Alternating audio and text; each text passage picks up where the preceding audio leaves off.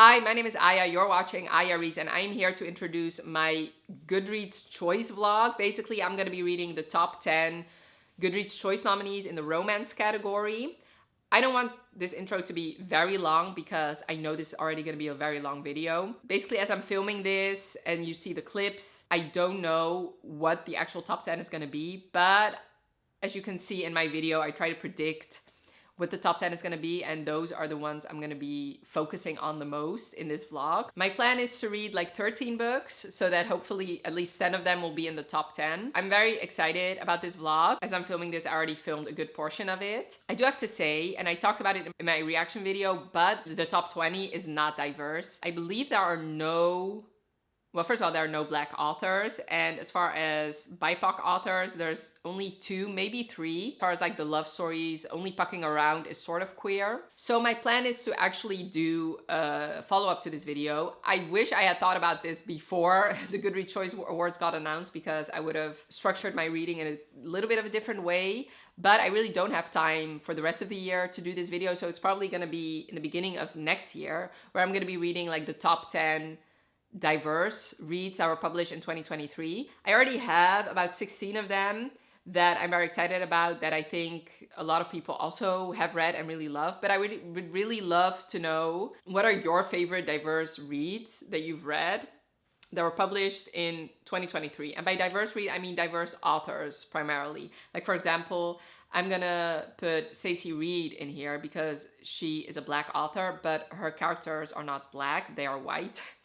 She writes historical romances with white characters, so that is fine. Even if the characters are not diverse, as long as the author is diverse, that is fine. I'm not really looking for recommendations the other way around, like where the characters are diverse but the authors are not. That's not the point of that video. It's basically for more diverse authors. I just want to read them and recommend them. So definitely let me know your favorite books that you read by diverse authors in 2023. And I have a pretty good variety of I have a lot of Black authors and a lot of queer authors. I would really love if you have like different ethnicities that you've read, and or maybe like in a neurodiverse way, stuff like that. Any type of diversity, as long as it's the author and not the characters, or it could be the characters, but as long as it's definitely the author, then leave that in the comments below. But I do have to say, I am enjoying filming this video. I have a lot of 5 stars, so that is good. So yeah, I don't want to babble on too long. I really hope you enjoyed this video. I would say get some snacks and get a drink, because this is going to be a very long video, but I do hope you enjoy it. I would really appreciate it if you like this video, because it does help in the algorithm, and I really do hope you enjoy this. And I really want to thank you very much for watching. And yeah, enjoy the rest of the vlog. All right, so the Goodreads Choice Awards has just, I just looked at it, and I already filmed my reaction video, and now I changed and edited that video, and I figured let's start on the actual vlog because I'm kind of freaking out. I have decided to read the entire top 20 because most of them I do really want to read. I'm just excited about most of these, so I figured let's try at least. I am gonna stick to reading the ones I think are gonna be in the top 10. Like, I'm gonna try to read those the soonest. And I do think of the 3 books that I have already finished, I do think they have a pretty high probability of ending in the top 10. I also just ordered every other book I did not own yet, because these books I do already own. Such a very colorful stack here, very pink and purple. These do make me very happy to look at. Of these, I already read these 3. And I'm currently reading In the Likely Event, so yes. Okay, so I have until November 26th to vote in the opening round, which honestly, I can already tell you. So this, right now, of the 3 I read, this is the order. So in 3rd place is Happy Place by Emily Henry. 2nd place is Powerless by Elsie Silver. Powerless is my favorite in the Chestnut Spring series. And then my favorite is The Right Move. Honestly, I know starting this video, I honestly don't think anything I will read this month will top The Right Move for me. This is for sure going to be one of my favorite books I read this year, and it might actually be my favorite book I read this year. I absolutely loved it. I'm not going to review these books right now. I will be reviewing them in this video, just not now. I'll do that another day. I just had a very long day today. Anyway, so I counted it out. Of the books I still need to read, that equates to 7,127 pages, which I don't think I've ever read that many pages in a month, let alone half a month. And if I remove the pages I already read from the likely event, which I'm on page 110, I'm at 7,017 pages.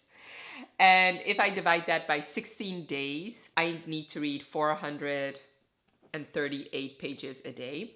I do have to say, I did take a lot of days off this month. So I have the weekend, the 18th and the 19th, so that is 2 full days. Then I have the whole week off from the 20th until the 26th, so that is 7 days. So that is 9 days. And then I'm also off on the 29th, which is good because that is the day before I want to upload it. So 10 whole days to actually read that I'm off. And then the rest of the 6 days I have to work, but I still have the evenings to read. Some of them I actually already own on ebook.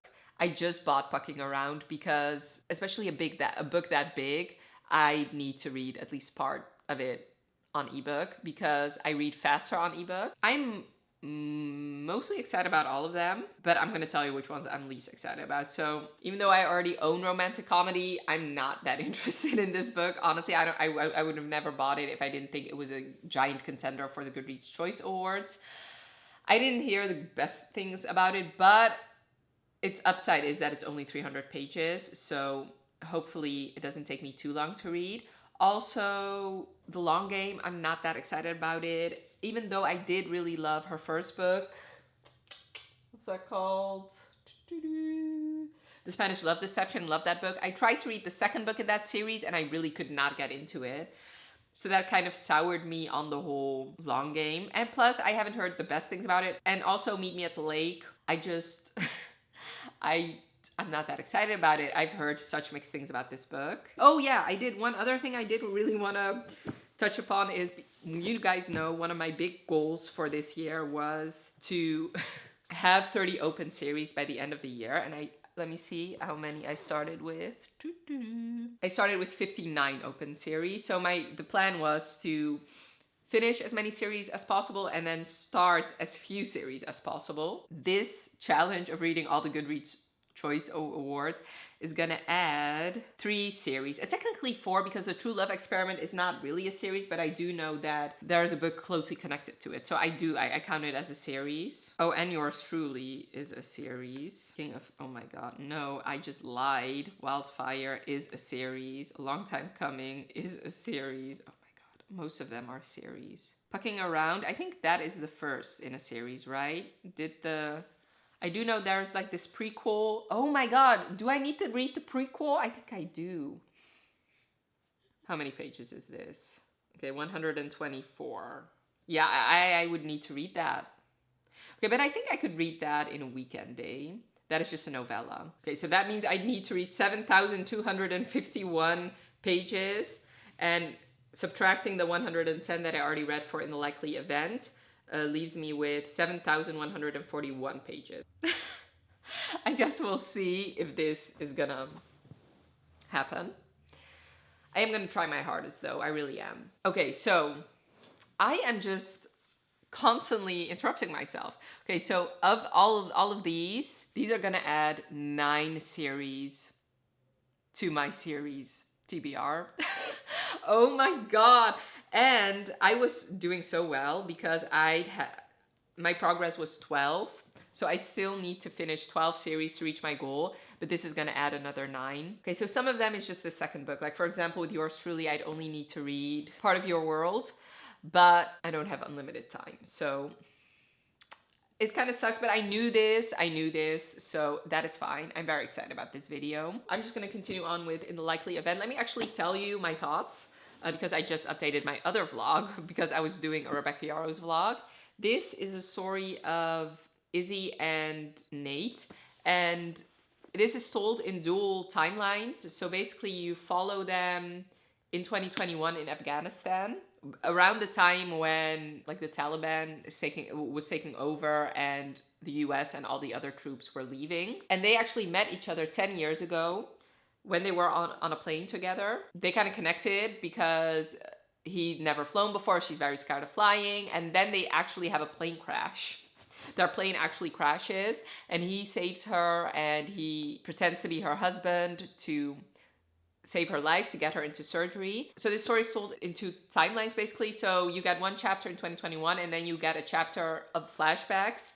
And you start in 2011 because that is when the plane crashed, that is when they first met. So they met each other 10 years ago. And then right now one of the flashbacks is in 2014. So basically they can't throughout those 10 years, they keep getting pushed together by fate, because in 2014, they also met serendipitously. That is not a word. They also met in a weird circumstance where they were at the same place at the same time. I don't know if I'm making any sense. Basically, she's a politician now in 2021 and she thought he died. But he is in this special ops, in special forces, and he's tasked to protect her. So it's basically also a bodyguard romance, which I love those. And he doesn't want her there because it's very not safe for her. But she's there on a mission. She wants to find someone. So they butt heads. And I love these kinds of stories because that is also kind of what Happy Place was. It's a second chance romance. These remind me of each other in a way because also second chance romance and also told in flashbacks. In the flashbacks, you see them fall in love and then ultimately you see what led up. They keep talking, referencing New York. There's some big thing that happened in New York.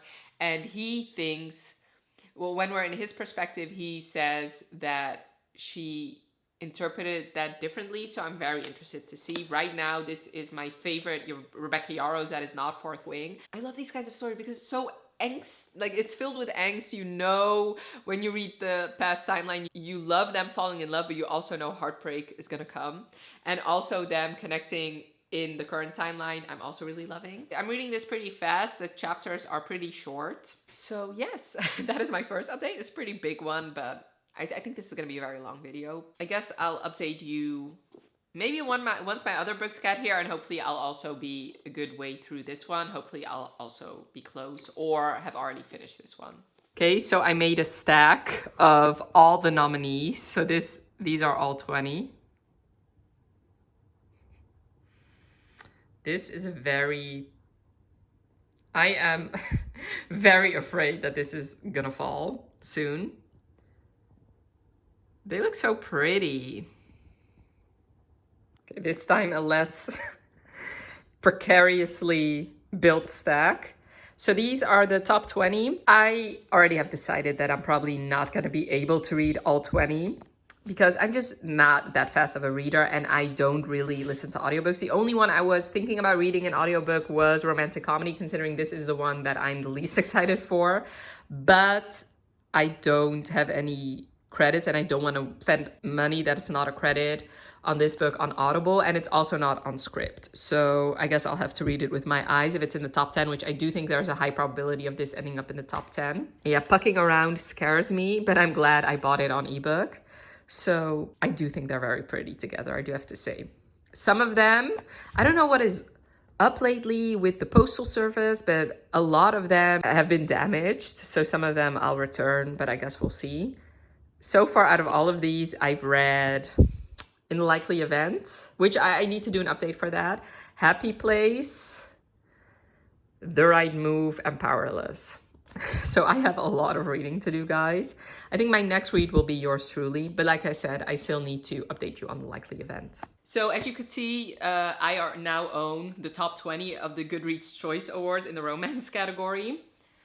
I really deluded myself into thinking that I could actually read all 20, but honestly, since then I've come to the conclusion that that is physically impossible for me, because that would mean that I'd have to read almost 500 pages a day, and that's just not the kind of reader that I am. So yeah, my goal is to read as many as I can before November 30th, because that is when I want to upload this video.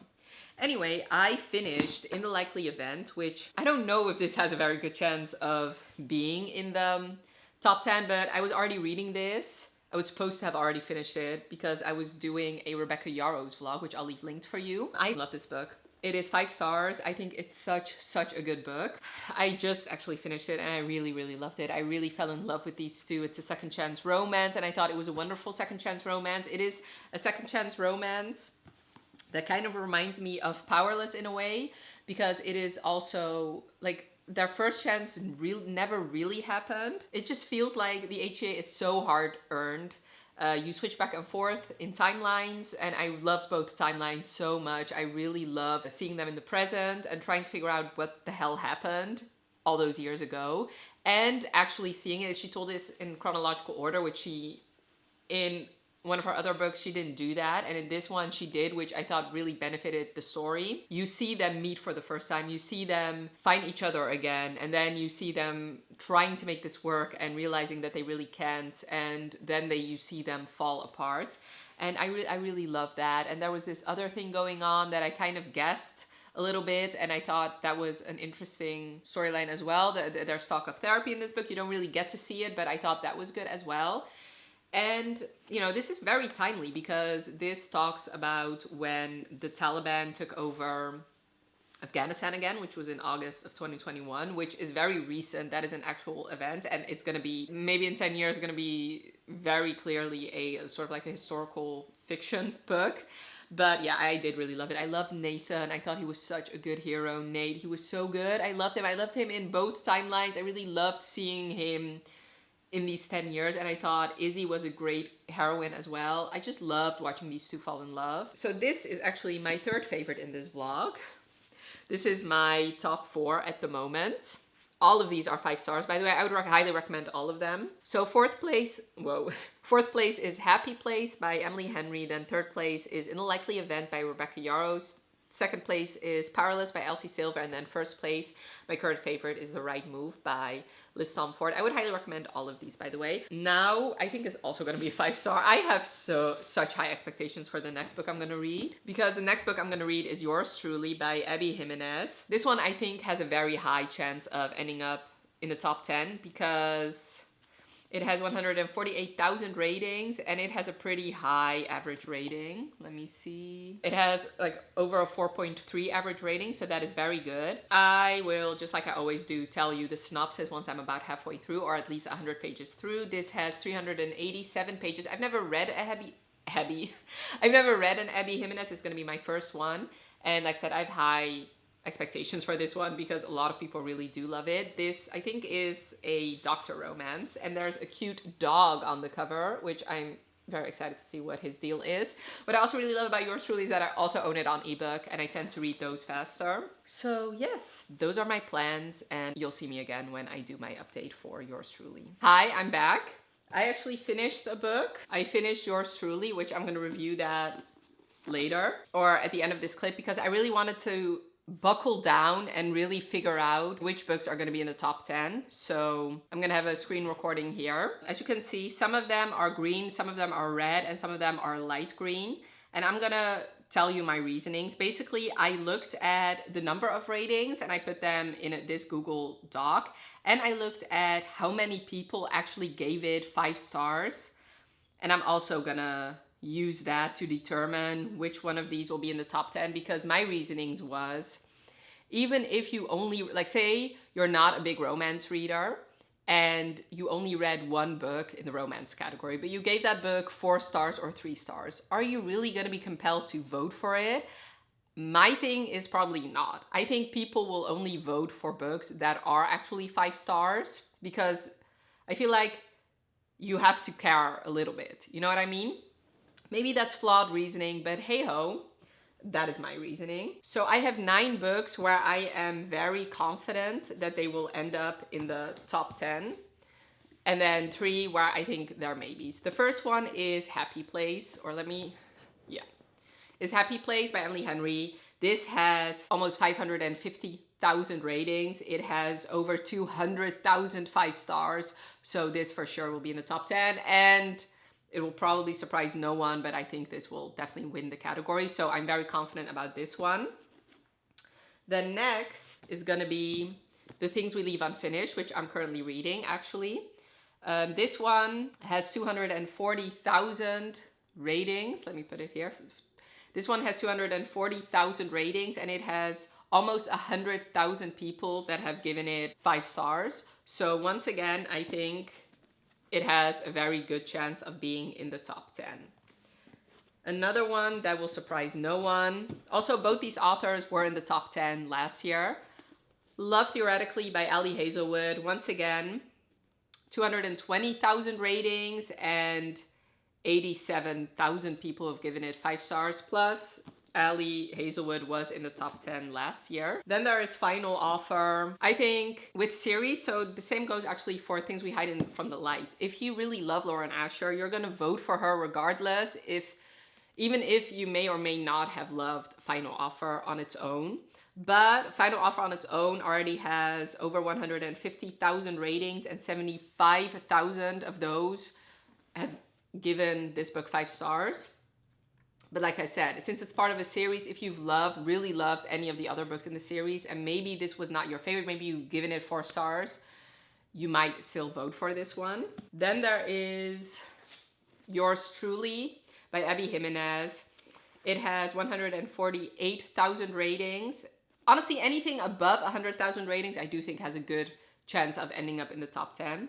But it also has 73,000 people that have given it 5 stars. So this one also goes here. Then obviously The Right Move by Liz Ford. It has 125,000 ratings, but it has 73,000 people that have given it 5 stars, which is a lot, especially comparing it to the book above it. Even though Meet Me at the Lake has 20,000 more ratings, it only has 27,000 people that have given it 5 stars.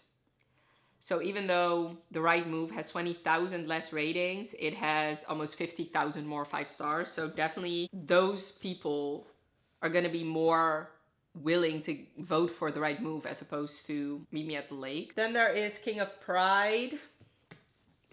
I think, okay, so this one has almost 100,000 ratings, so 92,054. And it has almost 30,000 people that have given it 5 stars. But Anna Huang is a very popular author. And I do think that maybe if King of Pride was not your favorite, but you really loved King of Greed or King of Wrath, or King of Greed or King of Wrath, you might still vote for this one simply because you love the series or you've loved books in the series, and maybe if this one in particular is not your favorite. And the same goes for Powerless by Elsie Silver. I know she's a very beloved author, even though Powerless has 87,000 ratings and 34,000 people that have given it 5 stars.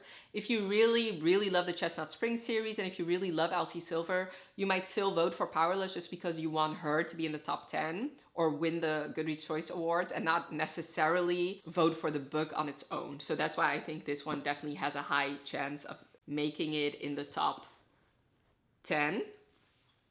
And now let's sort them based on star ratings. And then you see that Pucking Around, even though it has 70,000 ratings, it still has more than 30,000 people that have given it 5 stars. So that is more than King of Pride, that's more than Meet Me at the Lake, and that is more than Romantic Comedy. And as I've already alluded to, I think in an earlier clip, I just think that maybe if Pucking Around was not your favorite, but you're a big Why Choose Romance fan, or maybe you've given multiple books in this category 5 stars, like maybe, for example, you've loved Pucking Around, but also you love Elsie Silver, and also you've loved Yours Truly. Maybe if you are really a big fan of Why Choose, you'll vote for this one over the other one simply because of that fact. I just think that maybe there are more people willing, like more avid fans of this one, I think. That is my reasonings. Yeah, so these are the 9 books that I think have a very, very, very high chance of making it in the top 10. So these are definitely going to be my priority. And then there are 3 books where I think maybe, for several reasons. The first one is The True Love Experiment. So based on average rating, this one, or based on amount of ratings, this one is almost at the bottom, but based on the 5 stars, it goes like almost in the middle. So that's why I think this, okay, so basically let me actually My 3 maybes are these 3. I think all 3 have a similar probability of ending up in the top 10, and I'm going to give you my reasonings for each one. So yeah, more people have given this 5 stars, especially comparing it to the other 2 I'm debating about. So True Love Experiment has over 30,000, whereas Meet Me at the Lake has 27,000, and Romantic Comedy has 25,000. So that's why I think this one is a maybe. Meet Me at the Lake, this one has 27,000 5 stars, but if you look at amount of ratings, it is pretty high up there. It is number 6, actually. 145,000 people have read this book. But like I said, the reason why, like, if more people have given this 5 stars, this would have been a shoo-in for me. But since not even 30,000 people have given it 5 stars, especially comparing it to all the other ones, I think this one is definitely a maybe. I just feel like with her first book, there were a lot of people that have read it, yes, but I think there were also a lot of people that actually loved it. Whereas with Meet Me at the Lake, that doesn't seem to be the case. And then the other one is Romantic Comedy. So 124,000 people have read this book, but only 25,000 people have given it 5 stars. So this is pretty popular. It seems like Goodreads and Amazon seem to push this book. It was a Reese Witherspoon pick, and it was a Book of the Month book. But I've heard from a lot of people that this is not really a romance. So I think like the real romance girlies will not vote for this one. Plus, I feel like if this is like the only book you've read because maybe you're a Reese Witherspoon book club, then yeah, maybe you might vote for it. But if you've given this book 3 stars, like why would you vote for it then? You know what I mean? Especially this is the type of book that I think people who have read this book, there's also a high probability that they have read the Emily Henry one. And I think they would vote for the Emily Henry over this one, simply because the Emily Henry book has gotten over 200,000 5 stars, whereas this one only got 25,000 4 stars. You know what I mean?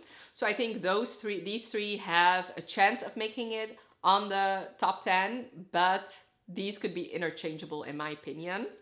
So let me add them.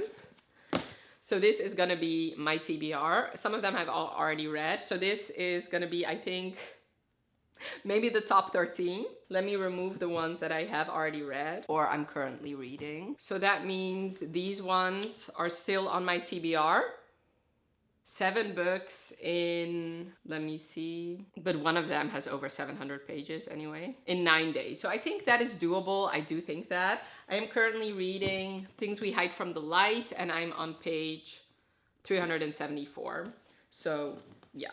Let's actually talk about the books that I don't think will make it in the top 10. Let me talk through those. So the one where I don't think this has a chance at all. In fact, this one might be at the very bottom, and it's You Again. Not because it's bad, because I wouldn't know, but it hasn't been out that long. Plus, this is not a very popular author, not like Anna Huang, not like Lucy Score.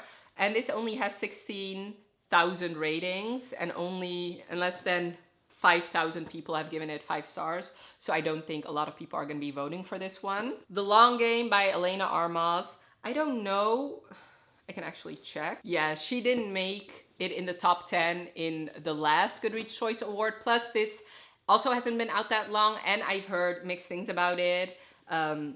So almost 25,000 people have read it, and a little bit over 5,000 people have given it 5 stars. So especially comparing it to even the ones that I'm debating about, like Meet Me at the Lake still has 27,000. Like it has 22,000 more 5 stars.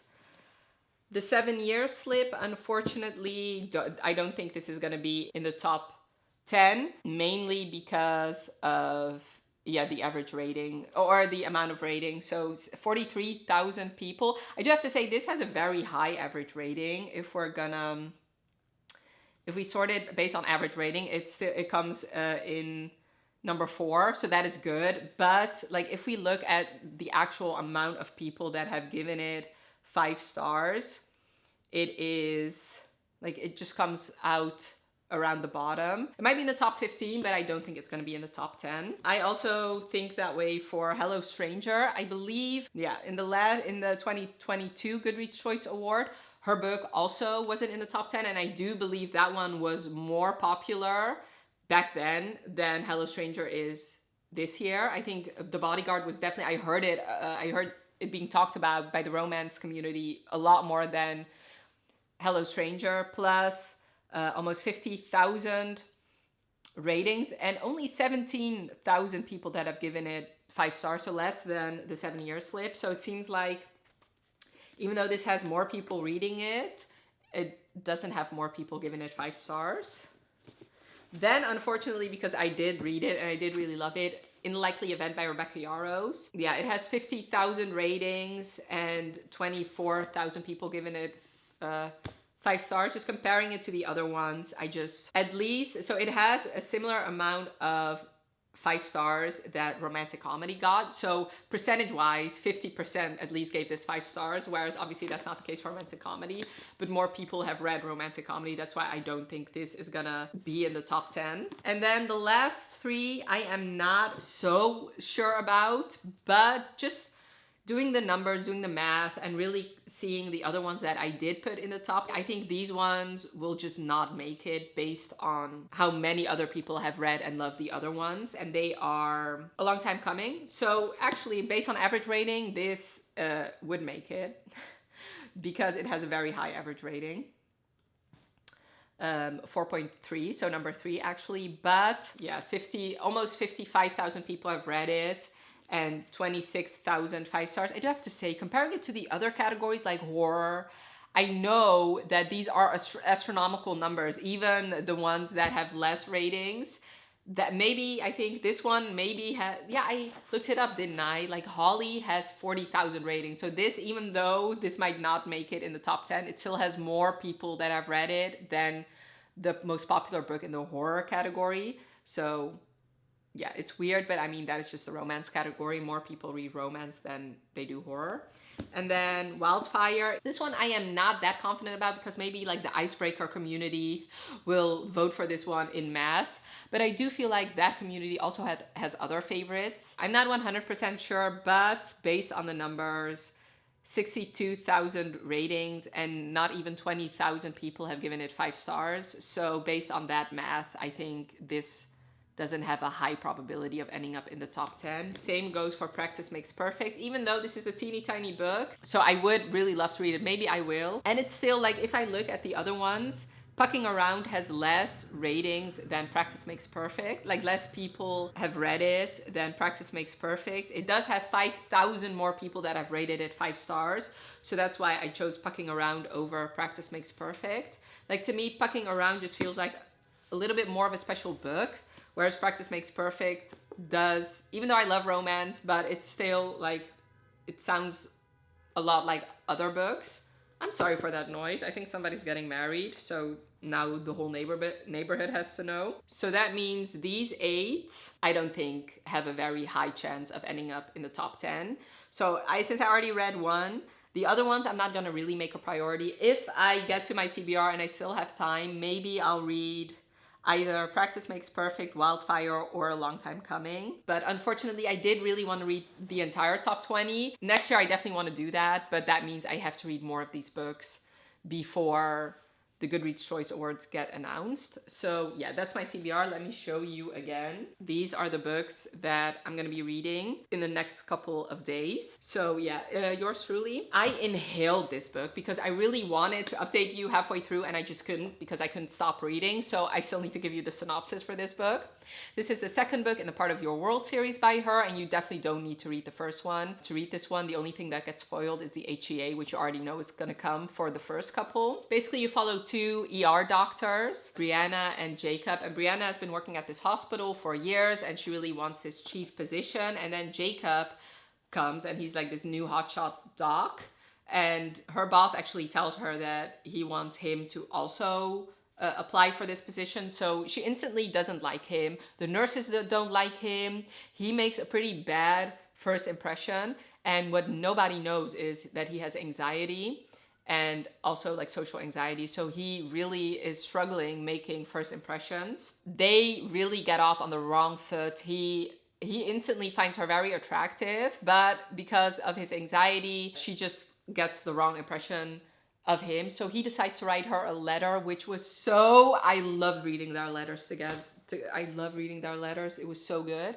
So he starts writing letters, explaining everything, and then she feels so bad and she starts writing letters back. Both of them have been hurt by love very recently because she found out that her husband had been cheating with one of her friends.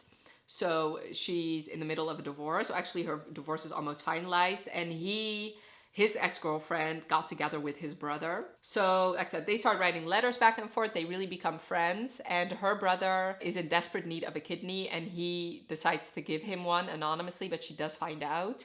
And he needs a fake girlfriend because his family is very loyal, because they are very upset with his brother for getting together with his brother's ex. So they don't plan to go to their wedding, and they're just very upset. And he is such a good guy that he just wants everybody to be happy. And he thinks that they can only be happy for his brother once his family realizes that he's okay. So he needs a fake girlfriend. So they decide to fake date. And I love this book up until around the 200-page mark. I thought this book was hilarious. I thought Brianna was hilarious. I laughed out loud a lot of times during this book, which rarely happens, I have to say.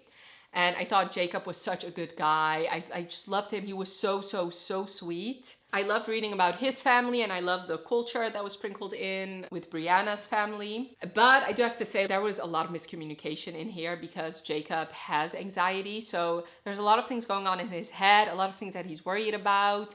And even though Brianna does seem to know how to deal with his anxiety because her brother also has anxiety, she knows how to deal with that in every scenario except for when they're actually in a relationship, because then all of a sudden she doesn't know how to deal with it. So once again, it leads to so much miscommunication.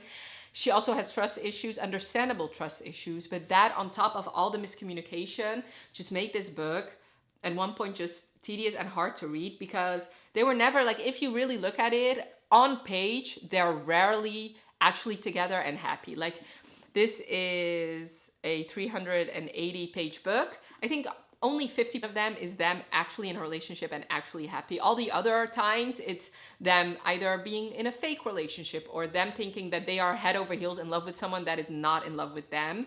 And that at one point just got frustrating, and it was just too much. I feel like this book should have either been a little bit longer, or they should have just trusted each other a little bit sooner, because I did really want to see them actually happy. Like, there were moments where they were happy, but you knew that in their head they were thinking, well, the other one doesn't love me. So that made me give this book 4 stars, unfortunately, because I did really think this was going to be one of my favorites I read for this vlog. I didn't hate it, not by any means, and I would still very much recommend it. But at the end of the day, I just need more time of them being actually happy. But yeah, I think this is my first Abby Jimenez. It's definitely not going to be my last. I will for sure read Part of Your World in December, and I'm very much looking forward to that. And I'm definitely going to be reading a lot of other Abby Jimenez books, because there were, like, the things I loved about this, I loved with my whole heart and soul. It's just the things I didn't love, especially towards the end of the book, kind of outweighed the things that I did love. So unfortunately, it is now my least favorite I read for this vlog, which, I mean, does say a lot about the other books, because I still loved it. Like, I didn't hate this, like I said. So this is my ranking for now. Yours truly is at the bottom. It's in the number 5 position. Happy Place, number 4. I gave this one 5 stars. So yours truly is the only 4-star in this vlog. So 4 stars. Happy Place got 5 stars for me, and Likely Event got 5 stars. Powerless, 5 stars, and The Right Move is my favorite, which also got 5 stars. Now I'm actually reading Things We Leave Behind, and I also really love this book. I am on page 374. They're almost gonna have sex, which I'm very excited about. This book is very long, and I thought it was gonna be too long. Right now it doesn't really feel that way. So it has 574 pages.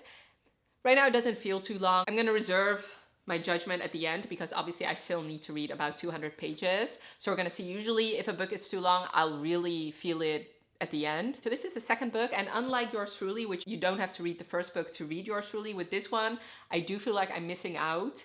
And this book majorly spoiled the first one, and I never read the first one. So if you want to read this book and you haven't read the first one, I would highly recommend it, because a lot of things were spoiled for me that happened, and things we never got over.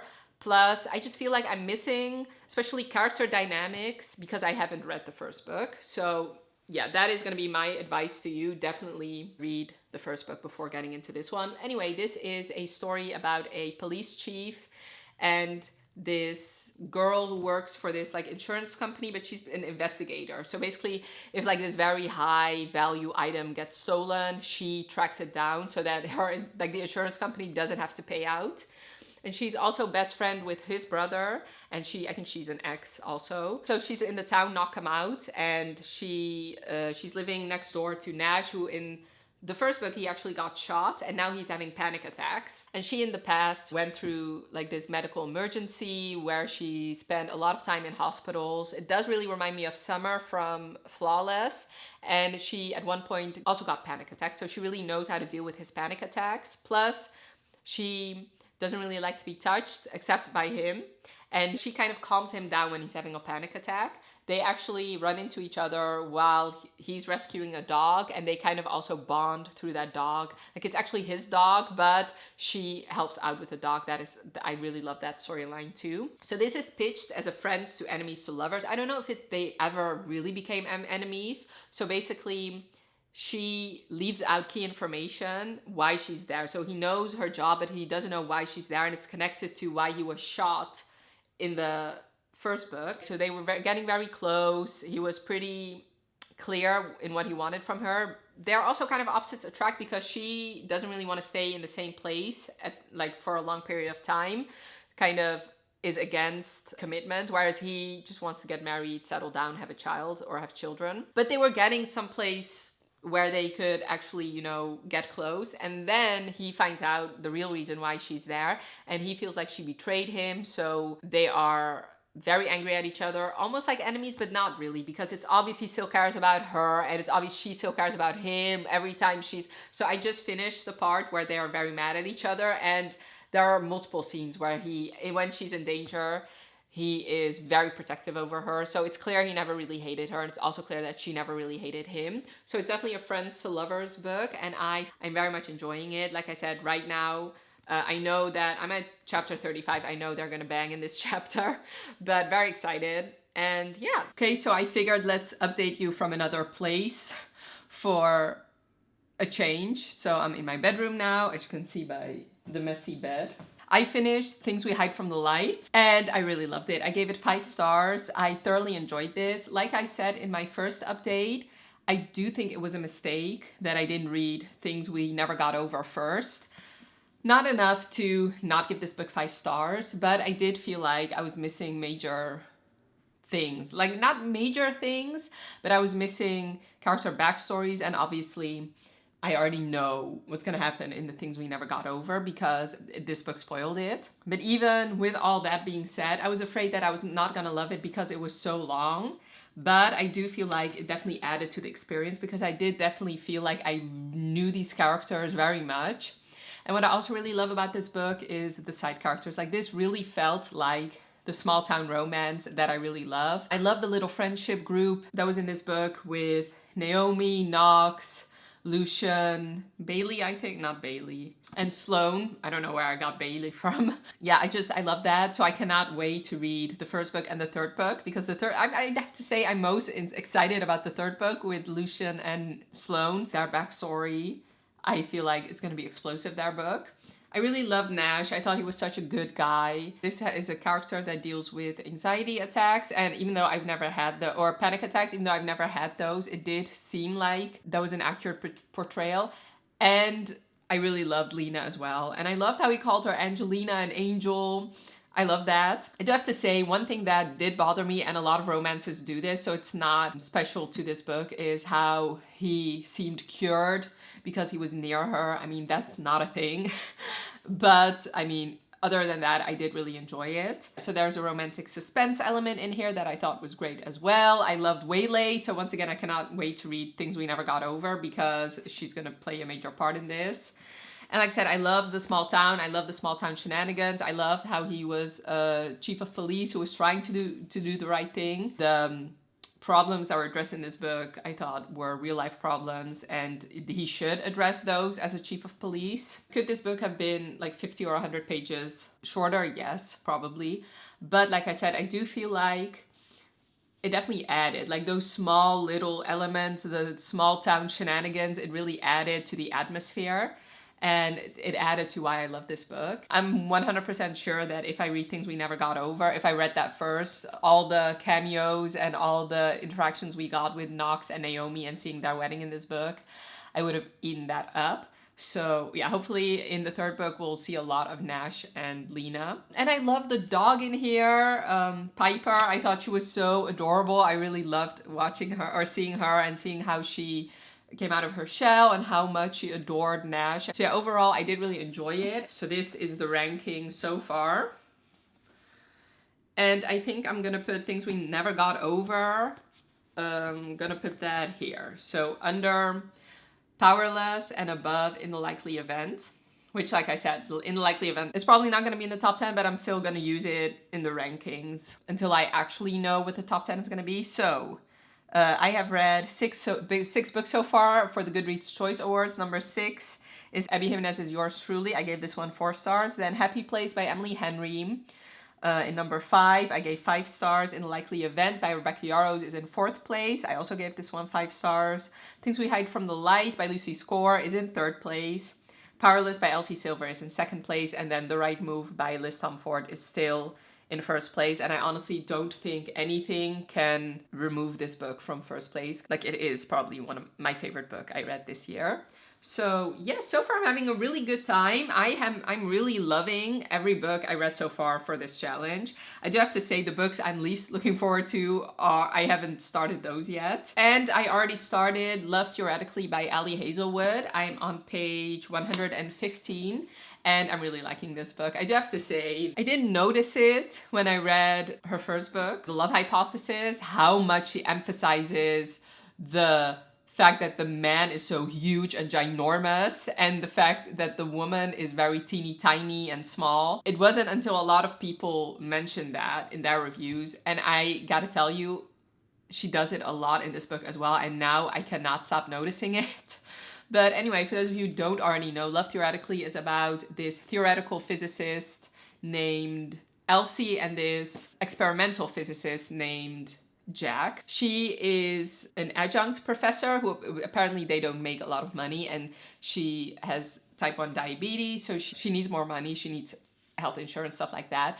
So she is this fake girlfriend for guys on the side to earn extra money, and one of them being his brother. So he's known her as, you know, his brother's girlfriend. And now she's actually applying for a job to get tenured and to actually make more money. And who should be one of the people deciding whether or not she should get the job but him? And he thinks that she's a librarian and a liar. And he's like, you are a liar, an actress, get the fuck out. That's what he thinks.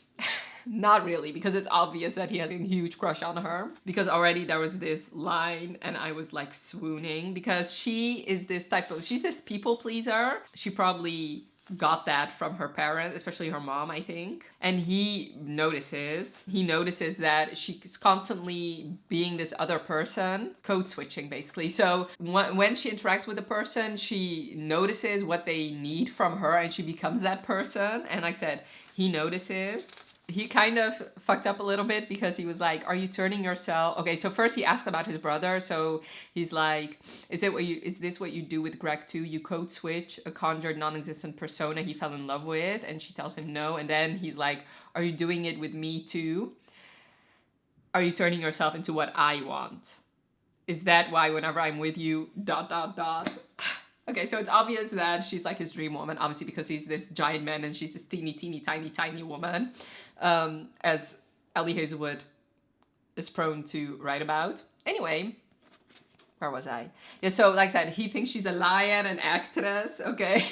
And so he doesn't want her to work with him because he is convinced that she's lying about everything in her life. Like she told his family that she's a librarian, but it's part of this app that she's a part of with this fake dating thing that she not actually reveal a lot of things about herself. And she's actually not supposed to go on more than one date with the same person, but since she really liked Greg, his brother, she did go on multiple dates. Also, there's this beef between the experimental scientists and the theoretical scientists, or like the experimental physicist and the theoretical physicist. That is a mouthful, okay? Because apparently Jack wrote, like, He kind of wrote this paper where there were a bunch of mistakes, pretending to be a theoretical physicist, and then it was actually published by like this well-renowned theoretical physicist magazine, and it discredited theoretical physicists in a big way. And one of the people that really lost almost everything was her mentor, because he was the editor of said paper.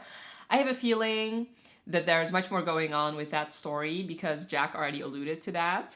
And right now where I'm at the part where she's trying to get the job. He still hasn't talked to his brother about the fake girlfriend arrangement, so he still thinks that his brother is in love with her. And they already had some very cute scenes together, including them being trapped in the bathroom, listening to other people kind of talk about her. But yeah, like I said, so far I'm enjoying it.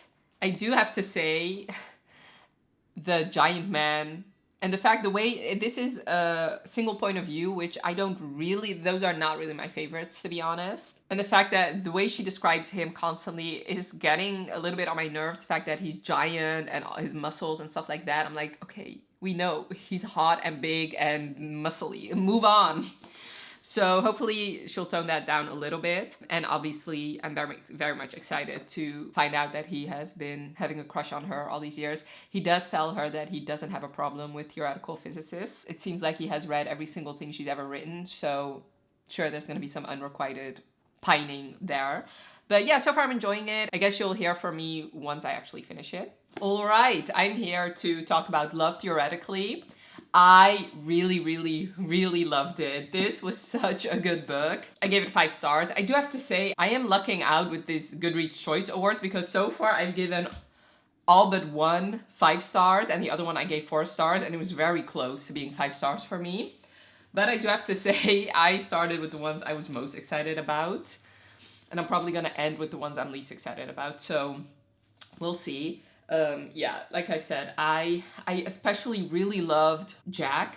Jack was such a great character. Like, I loved how he called her out on her bullshit. I loved how he did little things for her. I loved all the pining he did. I loved how he beat himself up for, you know, really liking his brother's girlfriend, and also his journey. The only thing that I wish we could have gotten more from is this was really Elsie's story, and that is fine because it was also a single point of view. But I did really want, like, this book could have been like 50 pages longer, because I would have really loved to learn more about Jack and his background, the way he grew up. We got snippets of that, but I found myself really wanting more. I wanted to know more about how he grew up. I really wanted to learn more about him and his process, reading her diaries, and then really getting revenge, because we never really got an explanation for that, because that was part of the conflict in the end. Not trying to spoil it, but the fact that he wrote this article, he had good reasons to write it.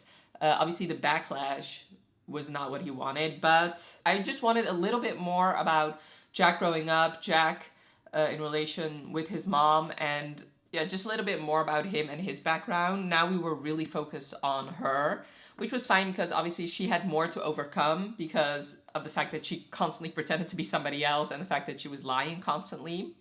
But yeah, I really enjoyed it. I would highly recommend it. I haven't read The Love Hypothesis since 2021. Like, I never reread that one. So I do really want to reread it, but I do feel like this is going to be my favorite out of the two.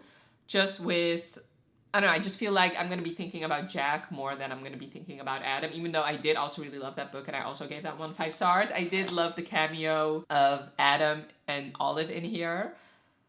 And yeah, I would highly recommend it. I do have to say, so this is now like my favorite I read for this vlog. I do think recency bias is a thing here, because anytime I read a new book, I love it more than the one previously. So like I said, I think it's recency bias.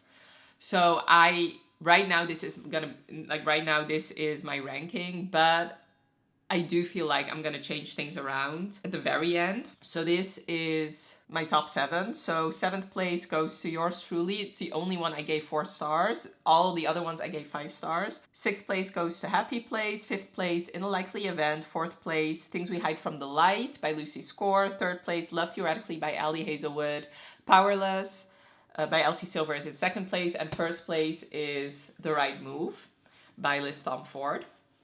So yes, like I said, I'm really loving them. And like I said, recency bias, because I do have a feeling the book I'm reading now, which is Final Offer, is gonna be another favorite. And right now, I think I'm loving it more than Love Theoretically. I am really, really loving this book. Right now, I'm on page 347, and this is everything I want in a second chance romance, everything I want in a single parent romance.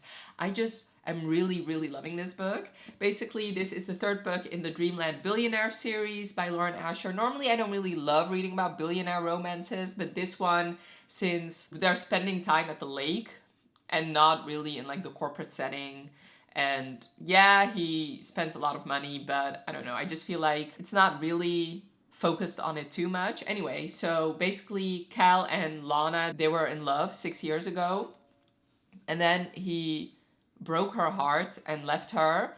And basically the thing is, he deals with anxiety and ADHD, and that causes like everything that happened in his past, and right now he's an alcoholic basically. So and now you see anytime he's at a place where his anxiety could spike, he starts drinking, and that basically his drinking and drugging is the big reason why he broke up with her 6 years ago.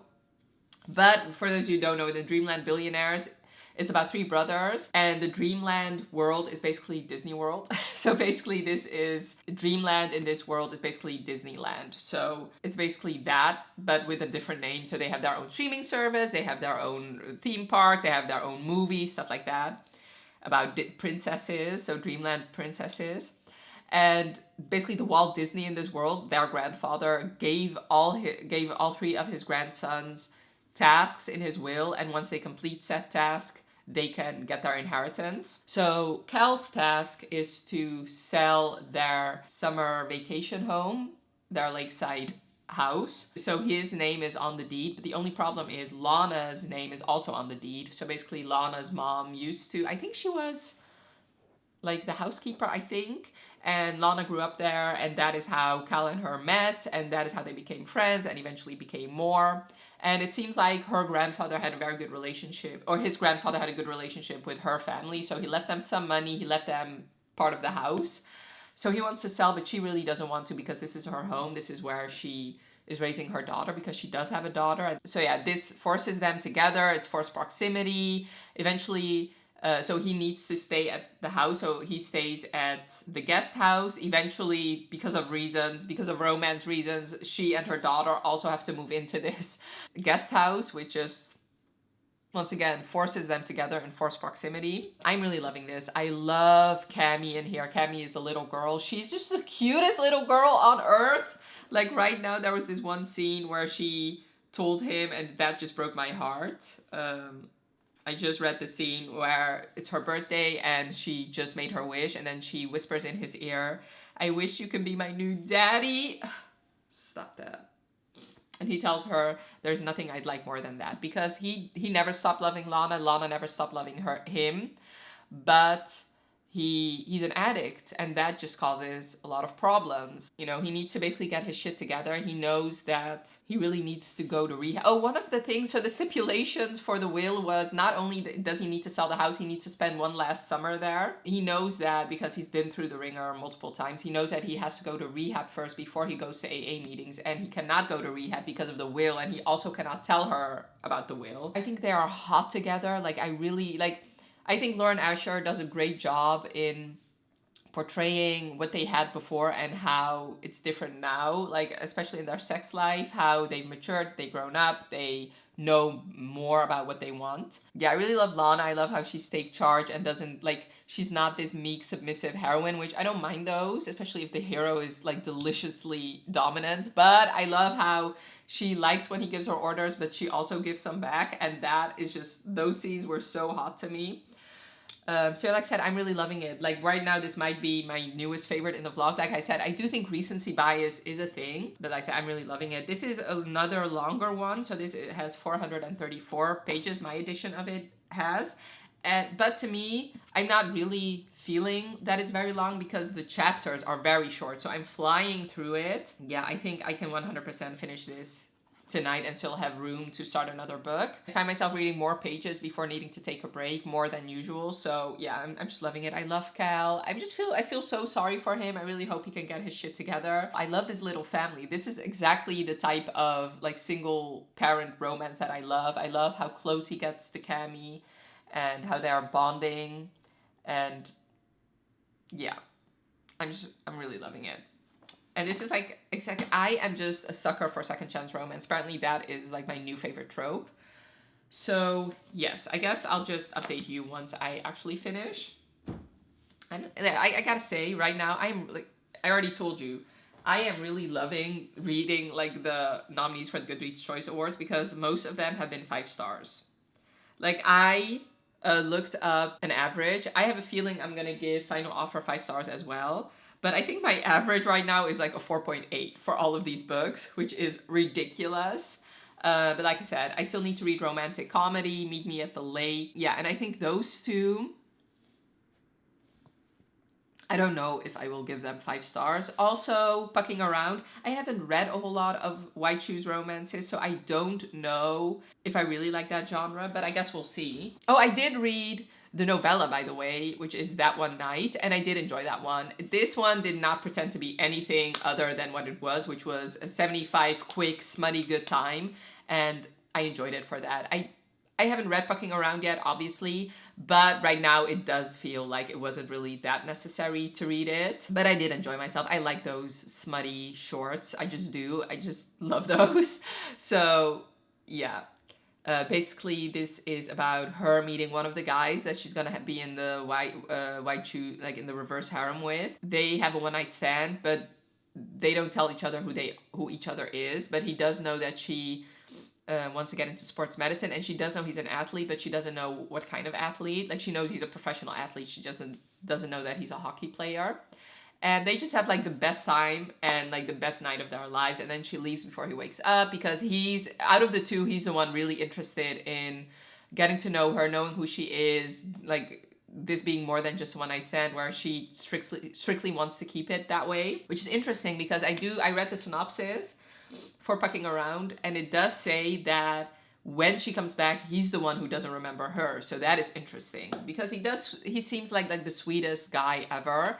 I'm really endeared to him already. So yes, I'm just like living my best life reading all these romances. I know a lot of people are giving the Goodreads Choice Awards flag. They have been ever since it was a thing, basically. And I do understand. I agree with a lot of the criticisms, especially the criticisms about it not being diverse enough, because really none of these are diverse. Like I have read 2 of them where the female character is of like has a South American background, and I do feel like, I'm not sure, but I do think Abby Jimenez, I think she's a BIPOC author, I'm not sure.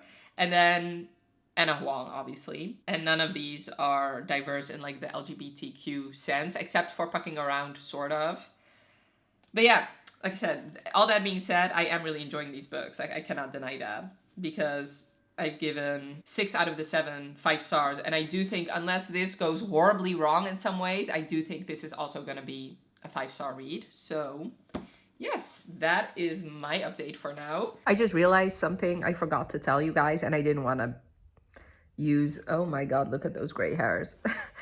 I didn't want to use my big camera, so because I just wanted to make this point. What I also really love about Final Offer is the small town aspect of it. I love how the small town rallies for Alana and how they all hate Cal, which obviously is sad for Cal because it ups his anxiety and it's not good for his mental health. But I do love the fact that they rally around Alana, the fact that they didn't forget that he broke her heart 6 years ago. And it just reminded me of like the small town Stars Hollow type place that I really love to read about. Yeah, that is also what's really endearing me to this book. And I really hope we get scenes in the latter half of this book where the town is coming around to him and are really there for him, and he can also connect to them the way Alana does. So I almost finished it actually, but what I also wanted to say before I give you my final review, I think tomorrow, I fell in love with Cammy. Cammy is Lana's child, and she's just the cutest little girl ever. I don't know if I talked about it enough in my first review, like my first thoughts. She's just so adorable. And the fact that she calls him Cowl, she's just so sweet. She's just like the cutest little girl ever. And yeah, I love single parent romances, and especially single parent romances where the kid is this cute. Like, I love her so much. And I can definitely see why Cal fell in love with her as well. You know, the fact that Lana is kind of scared, she's like, we come as a package deal. If I was Cal, I would like be with Lana specifically for Cammy because she's so sweet. I know Cal obviously loves Lana too, but she's just so adorable. I love her. She's so cute. All right, so I finished Final Offer, and everything I told you about this book still stands. I really loved it. I gave it 5 stars. I just fell in love with Cal, even though he obviously had pretty big issues. I thought he was such a good hero. Like, and I like that he has issues, that he struggles with things, and how he overcame those. I really love that. I loved the whole dreamland scenes in here, and you know, obviously very Disneyland-esque. And I have a feeling that since Cal is the least involved with Dreamland, that if I read the first and second book, there's going to be way more Dreamland content, which I'm very excited about. I did really love this love story. And this is my first book by Lauren Asher. It's definitely not going to be my last. I really enjoyed it. So yeah, like I said, I think earlier, there's going to be probably some shuffling around, but I did enjoy this a little bit more than Love Theoretically, so I'm going to put it in 3rd place.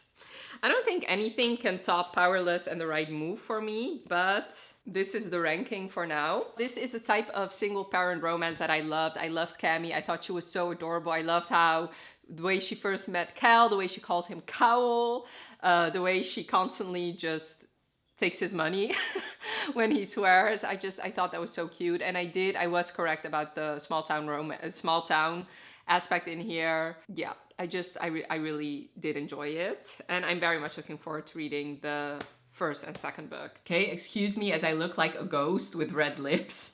I wanted to review the 3 books that I read prior to this video, which is Happy Place, The Right Move, and Powerless.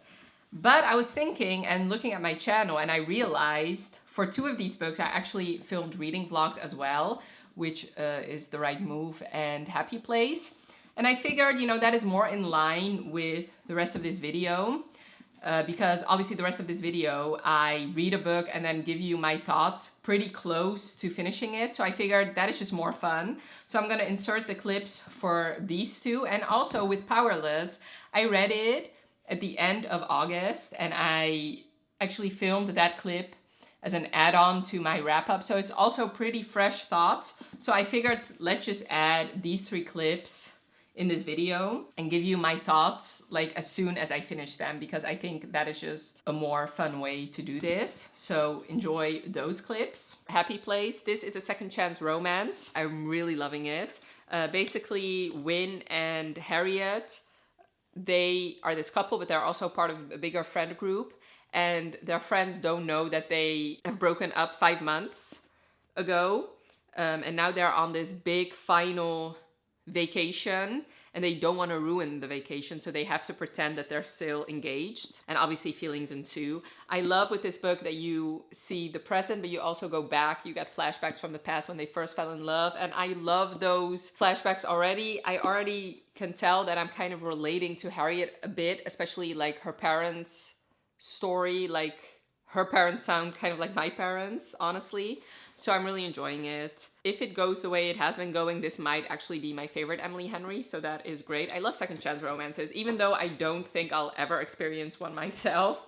But yeah, I'm flying through this one. All right, I'm here to wrap up the vlog. So I finished Happy Place, and this is honestly my favorite Emily Henry book I read.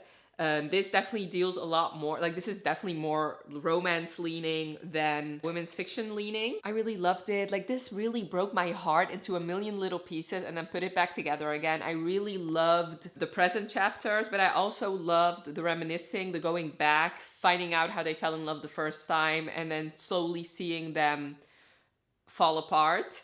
Also, what I really loved about this book, and I love it when books do this, when you go back to a particular place every year. That is like, this is a blast from the past, but that is one of the reasons why I really loved the Summer I Turned Pretty series back when, because that to me just so nostalgic to me.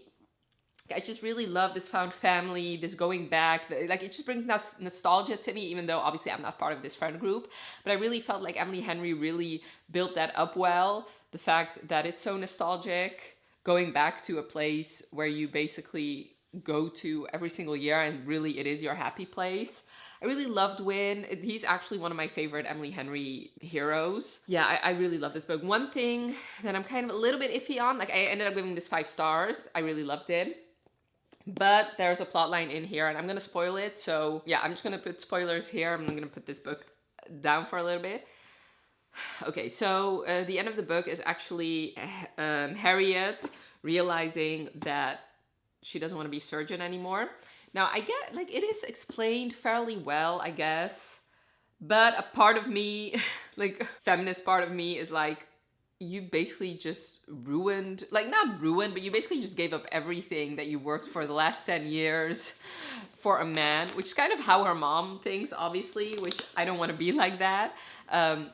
I feel like that could have been written a little bit better if we had a little bit more reasonings, like before, why she hated her job. I just felt like the clues weren't really set up well. I mean, because there was a little bit of talk that she wasn't really happy, but to me, like I couldn't really draw a straight conclusion before that it was her job and that she wasn't really happy about her job. Like to me, it just felt like she felt lonely. She was away from her friends. I just attributed that all to that, which I guess in a way kind of could explain why she didn't realize it sooner. But then on the other hand, like she's like, yeah, I don't know, like antiseptic as a reason why she doesn't love her job. And it's like, girl, you have been studying for almost a decade to be a doctor. Like you couldn't walk into a hospital or done some sort of internship to see if this is the career you're going to stake so much money on. I don't know, to me, this just felt like something that would happen in a book and not really in real life. Especially in medical school in the US, that is so much fucking money. I mean, I guess she's lucky that Win is now making so much money with his furniture business because she's gonna need it to pay off her debt. Okay, so spoilers done now. Other than that, I really loved it. Like I said, I ended up giving it 5 stars for a reason. I did really love it. Like I got so sucked in. All I wanted to do was read this book, and yeah, I would highly recommend it, especially if you love second chance romances. And now for The Right Move. This I already know is going to be a 5 stars, and I 100% understand why this is everybody's favorite in this series. Basically, in The Right Move, you follow Stevie, who's the female main character in this book. You follow her brother, Ryan, who is the captain of the Chicago Devils, a basketball team. And you follow Indy, who we met also in the first book. She's Stevie's friend who she met while she was a flight attendant for the hockey team. Basically, Indy, in the last book, she found her boyfriend cheating on her, and then like she had nowhere else to go except for her parents, but her parents left to live in Florida, so she has nowhere to go in Chicago. So Stevie basically forces her brother Ryan to take Indy in, and Ryan really doesn't want to because he is so famous, and basically his house is his sanctuary, his only safe place, and he was fine with his sister living there, but not this stranger. Plus they've had some very awkward interactions in the first book, but he reluctantly agrees. And this just has some of my favorite tropes. It has roommates turned lovers. It has fake dating, because Ryan, he's so focused on basketball that he really doesn't have a personal life whatsoever. He doesn't date. And he thinks, so he recently got picked as captain, and he knows that I think his general manager is not a fan of him. And they have a conversation where his general manager is like, being a captain is more than just being the best. You have to have a personal connection, and you don't even date, stuff like that. So basically, pretty flimsy reason, but basically he lies to his general manager saying he does have a girlfriend. So he basically talks Indy into pretending she's his fake girlfriend. Plus, Indy kind of needs a date to a wedding of her friends because her ex is also going to be there. Already, I hate her friends. They suck because all of them chose his side. He was the one who was in the wrong. So that is obviously going to come ahead. I'm pretty sure it's going to come ahead at the wedding, which I'm not there yet. I love this book. I know why people swoon over Ryan Shea, because he's literally the perfect man. I love him so much. Already, I love their interactions together when they're fake dating, but also when they're home. The fact that she really, really needs money also Indy deals with fertility issues, and she needs to save up money to freeze her eggs. He doesn't know about it, but she has to have a second job to do rideshare for that. And there's this one scene where it just melted my heart, where he just played awfully because he knows that she was doing a rideshare and he was just so worried for her.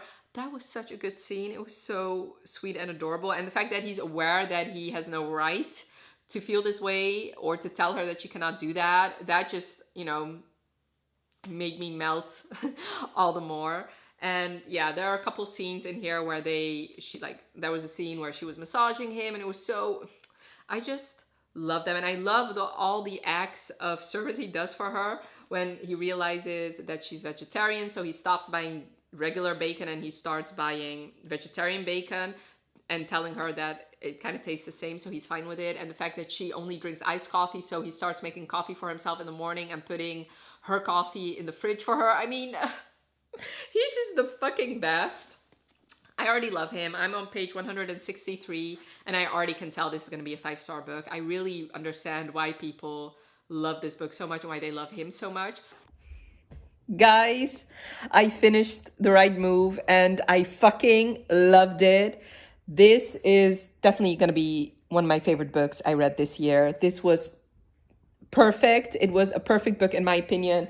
Ryan Shea is the perfect book boyfriend. In fact, if I could get a man half as amazing as Ryan Shea, I'd be the luckiest woman in the world. He is so good. I loved this book so much. I tapped the hell out of it. All of these were scenes I absolutely adored. This is 100% a 5 out of 5 stars. What can I say? I loved almost every single scene in this book. Comparing it to Mile High, which is about 70 pages longer, this did not feel as long at all. Like, this was 70 pages shorter, but I'm pretty sure I would have loved it just as much if it had been 70 pages longer.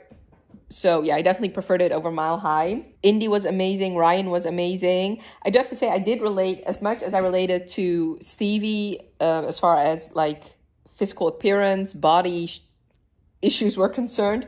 I related to Indy personality-wise. Like, I think a lot of us related to her with her love for books. You know, the fact that she said, I'm just like other girls. That was hilarious to me, and I really loved that.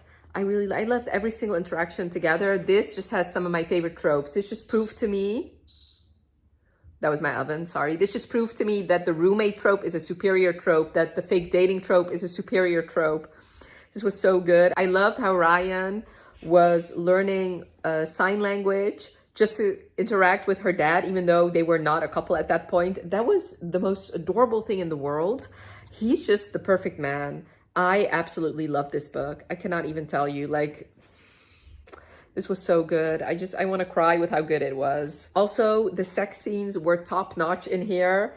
Like, Ryan Shea has a dirty mouth and he can use it any day of the week. Like, he can get it any day of the week. I now understand the Ryan Shea love. I am all in. Listen, I'm going to be definitely a member of the Ryan Shea fan club because this man deserved it. This was so good. This was everything I've ever wanted. Like I said, it's 100% my favorite book I read for this video, but also a favorite, like, it's going to be a favorite of the year without a shadow of a doubt. In fact, I really want to reread it right now, but alas, I cannot. Are there any thoughts I have? Yeah, I also really thought both their struggles were pretty realistic. The fact that what happened to him in his past and the way that made him so distrustful of people. And what happened with her and her ex, and the fact that everybody in her life kept using her. One thing I do have to say that I felt like she could have handled a little bit differently. So there is a point in here where he mentions, the trust issues and also like the deep hole he was in a couple of years ago. One thing that she could have focused a little bit more on is therapy for him, because that is not mentioned at all in here, even though his sister's boyfriend started this whole mental health foundation and he regularly donates to it. So I felt like a thing that could have definitely happened and would have been 100% authentic is him talking to Xander's, the hero from Mile High, about his issues and having Xander suggest therapy for him. I felt like that was a missed opportunity, and that, like, I felt like it would have been right if that was included, but unfortunately it wasn't. Other than that, I really loved it. Like, this also proved to me how fame is just sucks. Like, I just felt so sorry for him, the fact that he was trapped in his apartment, that he couldn't really go anywhere. Every time he went somewhere, people just like took pictures of him and were asking things of him. I felt like this book really pinpointed the negative side of fame. But yeah, all in all, I really loved it. I loved all the interactions of them in this book, and it was 100% a perfect book in my opinion. Powerless by Elsie Silver. I gave this 5 stars, and I do have to say this might actually be my favorite in the series. I could not stop reading this book. So this is about Jasper, who's a hockey player, and Sloane, who's a ballerina. And Jasper is basically the adopted sibling of the Eaton brothers, and Sloane is actually their cousin, but she has had an unrequited crush on him. Well, it was an unrequited love for him ever since she first saw him when she was 10 years old, and she believes that he'll never be hers. She's ready to move on, so she's engaged to somebody else. And then on her wedding day, she gets an anonymous video of him actually cheating on her. So she asks Jasper to whisk her away and to take her away. They go on this road trip eventually where they finally confess their feelings. Well, he finally confesses his feelings to her. Things finally work out. This is my favorite friends to lovers, because usually with friends to lovers, I don't understand why these people are not together. Like, I'm that Cardi B meme. What was the reason? That's me. There's never a good enough reason for me why these people are not together. And in this one, I definitely felt like the reasons were definitely there. First of all, I 100% relate to pining heroines. I know a lot of people don't love that trope. I get it that a pining hero is sexier, but I just relate so much to pining heroines. I cannot tell you the amount of times that I have had an unrequited crush on a guy. Like, the amount of pining I've done in my life, I cannot even tell you. So I relate to those heroines, and I do relate to her that eventually she just accepted the fact that he was never gonna love her. There is an age gap, but it's not significant, but it was significant at one point, because at one point she was 19 or like 18, wanting him to go to prom with her, and he was a 24-year-old like professional hockey player, so he could not really go to that prom. She just felt like she has put her heart out on the line for him at least 2 times, and she's just been embarrassed by it, and he kept turning her down. Well, she just basically accepted the fact that she would always love him from a distance, and he would never reciprocate. So when he finally does, it's like a dream come true. And he also has a pretty big reason why he never told her about his feelings, because he didn't love her at that point when she was just like a teenager, but eventually he also starts developing feelings, but something is holding him back, and I cannot tell you that because that would be a spoiler. I really love these two. This is another hockey romance that I really loved. Jasper is such a sad, sad boy, and I felt so sorry for him. He's always been this mysterious guy in the first 2 books, and I've always been intrigued to find out more about him, like the adopted Eden brother. And in this book, you find out what happened to him, and how he was adopted into the Eden family. It was such a powerful book to me, and Jasper is so unbelievably sexy. Like, the sex scenes in this book are so fucking hot. There's a scene in here of him making her crawl, and I gotta tell you, that is one of my favorite things. I know, listen, I'm a feminist. Obviously, I believe that there are, like, women and men have equal rights, but listen, if Jasper Gervais told me to get on my knees and crawl, like, I'd be like, feminism who? I don't know her. Anyway, moving on. This was just so good. Like, I cannot even tell you. And I love the scenes in here with Harvey and Jasper. You know, Harvey is just like the best person in the world. I love their dynamic together, and you know, this book was so good. If you love like all the things I told you, I would highly recommend it. You can read this without having read the other ones, but I do feel like, Well, yeah, no, out of all of them, I think you can read this one without having read the others. And like I said, this might be one of my favorites.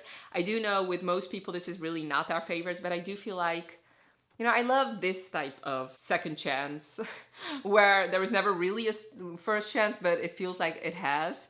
And yeah, I don't know. I loved this book so much. Okay, so I do have to say with, for example, Happy Place, I do, as you can see by the rankings, I do very much still stick to these two. I love them. They are my two favorites that I've read for the Goodreads Choice Award so far. With Happy Place, it's not that I've fallen out of love with this book, because it's definitely not. I still stand by my 5-star review. The only thing is, I just, especially with reading, for example, In the Likely Event, it's pretty similar, but I think that one just does it a little bit better.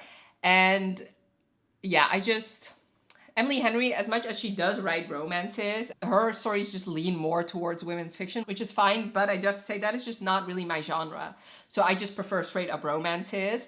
But yeah, so out of all of them, with time, this one has just, I've loved a little bit less. My winning streak has ended. My streak of 5 stars has ended with this book. I really hate this book. I'm on page 170. So I started it yesterday, actually, and yesterday I could not sleep. So I entertained myself by reading 1 and 2 stars reviews for this book. This is not a good book. I actively hate it, and it's not a good romance at all. So basically, let me just tell you what it's about. And then I'm gonna tell you everything I hate about it. And then I'm gonna do some comparisons. So this is about Fern and Will, and they met each other 10 years ago and had this magical day together, and they became soulmates, and they promised each other that they were gonna meet a year later at the lake. Fern's mom owns this like lake resort type place, but he never shows up, and he hasn't shown up. And now 10 years later, he's finally here, and her mom passed away, and apparently he was there last year, and he made a deal with her mom that he was gonna be a consultant because like the hotel, whatever the fuck it is, was not doing well. Yeah. First of all, these two have no chemistry whatsoever. Like I honestly, I don't know why these people love each other, because Fern is the most shallow person in the world. The only thing I know about Will is that he's hot, because that's the only thing Fern tells us about him. It's single point of view, by the way, and I don't know if dual point of view would have helped, because I honestly don't think that Will thinks anything else about Fern. I honestly think Will also just thinks she's hot. So basically this book is deals with alternate chapters. So basically one chapter in the present and one in the past, but the past chapters are all about a single day, one day. Like comparing it, I know I didn't want to start comparing it already, but let's do that. Let's compare it to In the Likely Event, because these two are told very similarly. One, although this is dual point of view, but anyway, this has one chapter in the present and one in the past, except this past spends 7 fucking years, okay? And at least Rebecca Yarros convinced me that these are soulmates, whereas this, no thank you. Like, honestly, I don't know anything about Will. Like, I could be walking down the street and I wouldn't know a thing. Sorry to this man. I hate to say it. I hope I don't sound ridiculous. I don't know who this man is. I mean, he could be walking down the street. I wouldn't know a thing. Sorry to this man. And honestly, like this, everything about this makes the main character, the female main character, so pathetic. I found her so shallow and pathetic. The way she lusted after this man and pined for him all these years. Why? Plenty of hot guys in Canada, I'm pretty sure. Like, I'm sorry, you cannot convince me that this magical, and I'm reading about this day, and the only thing, like, I think I would have understood it maybe a little bit more if in this day we really got to know both of them, but that's not the case. Like, I think the writing is off too, because she keeps constantly focusing on how hot everybody is, but never really getting into all these deep conversations. Like, all those things happen off page, which makes me not believe in this supposed love story. I actively am despising this book. In fact, I would have DNF'd it, except I'm honestly having such a great time hate reading this book and just reading some of these quotes and just laughing out loud because of the ridiculousness of it. Like, for example, so there's this scene where he's cooking for her, and apparently he's obviously like the best cook because obviously he's good at everything, which she tells him. Why? Because he made you a hamburger? Anyway, Let me actually read. Oh yeah, so first of all, she found him wearing an apron, which was apparently like the hottest thing ever. But when he steps onto the porch, his hair sticking up erratically like he's been running his hands through it, I forget all that because Will Baxter is wearing an apron. A black apron with vertical white stripes. I didn't know an apron could be sexy. But this apron is the lost Hemsworth brothers of aprons. Like, I'm sorry. This is just fucking a comedy. Okay. Then, as if that was not enough. Okay, sorry.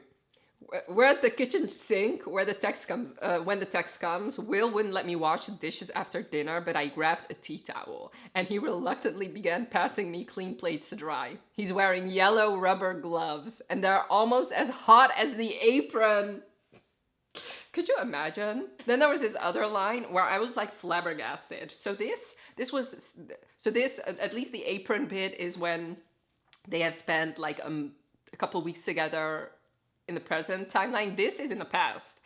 As we took our final sips, I had the sudden, terrifying notion that Will was quite possibly the best person I'd ever met. But why? Why is he the best person you've ever met? Like, please tell me, explain to me why this guy is the best person you've ever met. Like, I'm sorry, you have a lot of shitty people around you then, if one guy that you've known for a couple of hours is the best person you've ever met. Listen, and talking about this date, honestly, I've had dates, Tinder dates during the pandemic that were more interesting than this one, where you can go out, like basically they're just walking, or they basically have a pandemic date. They just keep walking around town, and at the end they go to this bar, and now they're going home to her house. Like, except for the bar thing, I've had more riveting Tinder dates. And if one of those guys came back 10 years later, I'd be like, who the fuck are you? Not, oh my God, you're Will Baxter, the love of my life. Also, these two are cheaters, which, I mean, I guess I can forgive because they were 22. And I guess, like, if I go with you and I actually go with this premise, like if I believe you that these two are soulmates, which I do not because they are not. Yeah, I guess. I mean, you have a boyfriend, he has a girlfriend. You meet this man like serendipitously, apparently that's my favorite word. And yeah, I mean, are you gonna break up with your boyfriend? No, but would it be a shame to not spend the day with him when he might be your soulmate? I guess so. But while I was reading the 1 and 2 star reviews, apparently, in her last book, there were also cheaters.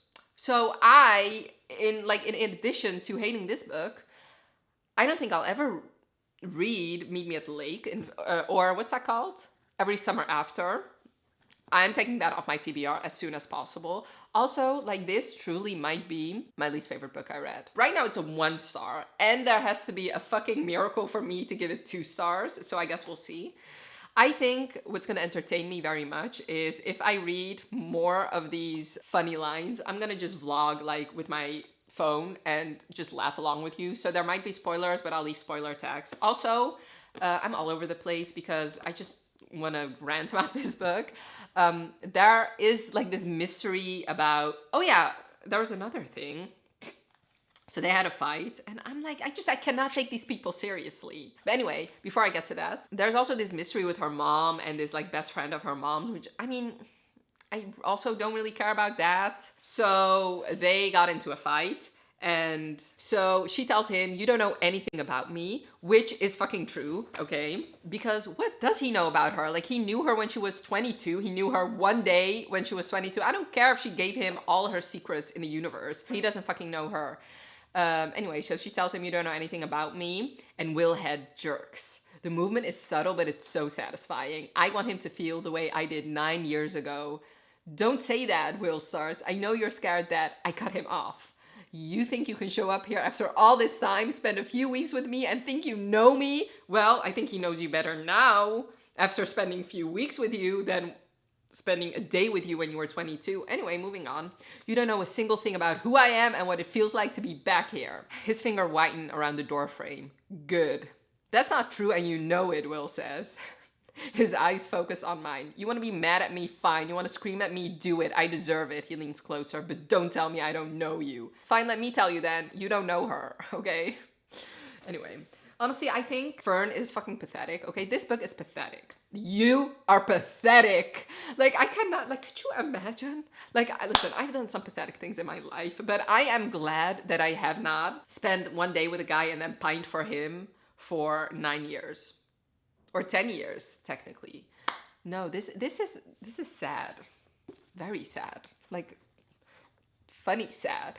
Anyway, I probably should DNF it, but, you know, I'm committed. I want to read all these books, so I will read Meet Me at the Lake. I will finish it. And I will hate it, but I'll be happy about it too. So, yeah. I do have to say, my saving grace is that this is only 300 pages, so I'm over halfway through. And I'm debating whether or not I should start King of Pride already and just like alternate between the chapters just to give me motivation. But honestly, I do have to say, hate reading it gives me motivation to continue because it's fucking funny. Like, I find this book hilarious. Oh my god, even the sex scene is not that good. So he almost put her foot in his mouth, even though she walked barefoot to his house. I mean, to each his own. But at least make sure her feet are clean before you're gonna put them in your fucking mouth. Just came here to say that. Also, what I wanted to say is this main character is 32. She reads like she's 16. Even when she was 22, she read like 16. This is not a mature character at all. All right, so I finished Meet Me at the Lake and I hated it. As I thought I would. I did some like spoilery sort of clips that I will leave at the end of my review. So for those of you that still want to read this book, even after my rant, you might have a laugh at those clips because I sure did. The only reason I finished it is because at one point I was just hate reading it. I was interested to see, you know, at one point it was just fun, rolling my eyes and just laughing at Fern and Will and their antics. Fern was the most pathetic main character I've ever read about, honestly. Especially like, I honestly didn't think she could get any more pathetic, and then the ending happened and I was like, sure, Fern. Yeah, this was 300 pages. It took me way too long to read just because this was just not good. I honestly did not know why these people loved each other than looks-wise. The side plots I didn't care about. I just felt like a lot of things were glossed over and not really delved into. So a lot of things, like things about Will and his background, but also Fern, like even that day, even though there's chapters upon chapters about that day, we never really delved into like the emotional conversations these two had. It was just mentioned and we were supposed to believe this love story. Also, yeah, like I said, the side plot about her mom and the diaries, I just didn't care about. Oh yeah, one thing I hate when books do, especially when they're not thrillers or mysteries, is when there's like this big mystery that the main character knows about, like some awful thing that happened in the past that explains everything about them. It's always a disappointment when it's revealed because Fern had this secret that she was embarrassed about. She didn't say what it was, or we never found out about it until about over halfway through. And when it was revealed, I was like, that's it. Like, that is why you are supposedly so awful. That is, like, I don't know. It was lackluster. I didn't care about it. Once again, I feel like every reveal in here, everything that happened in here was just, I really didn't care about it. So I'm giving it 1 star. And like I said, usually with 1 stars, I will have DNF'd them before I get to this point. I did tell you that I was the least excited about this one because the rating showed.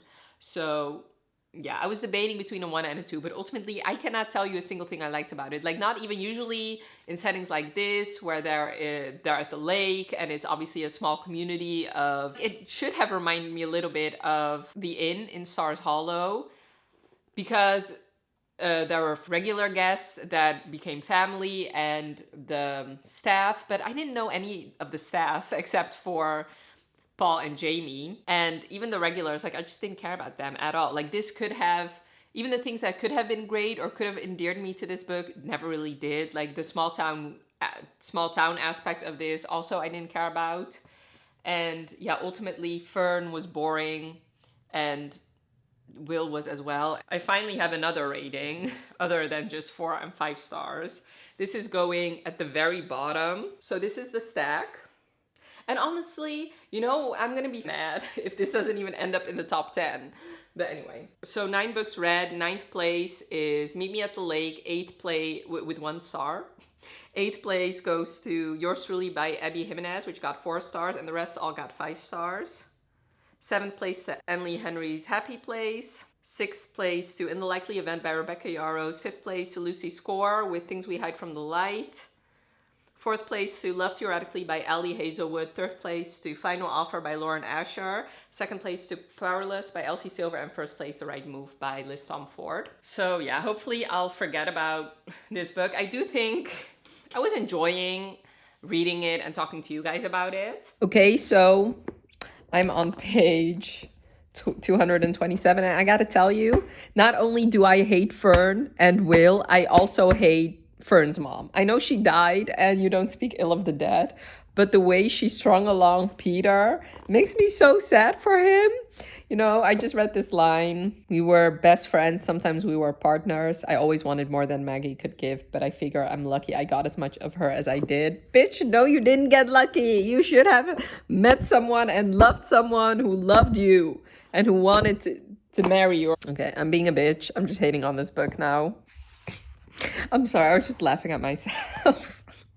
So I figured let's film it. So I'm almost done. I'm almost finished. I still need to read, one more chapter and then the epilogue, which is only 1 page. So Fern, Mrs. Independent over here, she went after him. But to be fair to her, I don't want to be fair to her, but fine. Annabelle, his sister, was like, you told him to stay away from you, so he will stay away from you and he'll never come back. So you kind of have to make the first move. So of course she does, because I mean, I honestly didn't think that she could be any more pathetic, yet she proved me wrong. But anyway, fine. So she goes there and kind of to save face, I think she writes him like this list and she tells him, it's how you win me back, a 5-part plan. So the 5 things are: apologize profusely, be honest, no more secrets, let me help, wear an apron, always, I mean it, draw me a picture. Sure, Jan. Like, I'm sorry. Like, even if he were to show up at her doorstep and be like, fuck you, I hate you, you are the ugliest woman in the world, she'd be like, fine, I forgive you. That is how pathetic she is. Like, she is the most pathetic person I've ever read about. And that says a lot. So, yeah, whatever. This is not consistent with her character at all. Also, there was another thing. Oh yeah, that's also a thing. So when Annabelle was at her house, she talked about Will having asthma and being allergic to anything with 4 legs. And Fern is like, it pokes at me like a pebble in a shoe. That was another thing. Okay, anyway. I didn't know Will had asthma. The list of things I didn't know about Will grows with almost every word from Annabelle's lips. I mean, I'm sorry, how old are you? Of course you don't know him. Like, how many times can I repeat myself? I find it funny that the only time she realizes that maybe she doesn't know him as well as she thought was when his sister showed up, who's literally known him her entire life. Anyway, so there was this other sentence that just had me laughing. Annabelle's talking about Will, and Fern is like, the more Annabelle tells me about Will, the wider the canyon inside me splits. He's a river, pushing and eroding, and my banks are sand, not granite. Please stop. Stop it. Like, come on. That listing, though, that is peak comedy right here, okay? Like, who are you kidding, girl? Like, he has proven to be the most flaky man in the universe, yet you think it's a good idea to chase after him. And what makes you think you're going to be happy with him? Like, except for the fact that he's hot. Anyway, it turns out that he was there 9 years ago, and he thought she would be disappointed in him because his life so completely different from what he wanted when he was 22. Also, you know what I just realized about Fern? Honestly, she doesn't have an original thought ever. Like, she just does what Will thinks she wants. So 10 years ago, he thought that she wanted to stay in Toronto and not go back to her mom's house. So she did. And now he's like, no, but you do really want to stay at the lodge or whatever the fuck it is. So now she stays. But I 100% know that if Will had told her, you know, it's always been your dream to stay in Toronto, just sell the place, she would be like, you know what, I made a decision. I'm going to sell the place. So, yeah, I hate these people. I don't wish them any happiness. Okay, that is harsh. Whatever, be happy together. I don't think you're going to be happy together, is all I'm saying. Like, they just need like a month actually living together with hard stuff happening, and they're going to realize that this is not soulmates. This is just lust and good sex, apparently. My next read is going to be King of Pride by Anna Huang. I didn't end up starting this. I told you guys maybe I'd start it and just like read a chapter of this one and then a chapter of Meet Me at the Lake, but honestly I didn't want to take this back. Hopefully I'll read this one faster. I am still on schedule because I read Final Offer faster than I thought I would, but hopefully I'll read a good chunk of King of Pride tonight. Hopefully I'll get halfway through because this has 347 pages.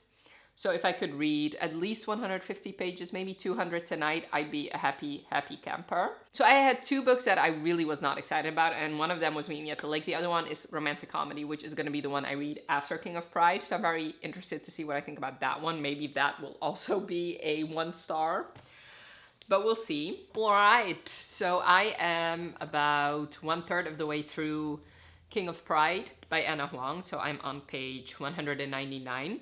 So before I actually start talking about this book, I did want to tell you my history with Anna Huang. So I, like a lot of other people, have read the Twisted series, and I really, really loved Twisted Games and Twisted Hate. I gave both those 5 stars, and they are some of my favorite books of all time.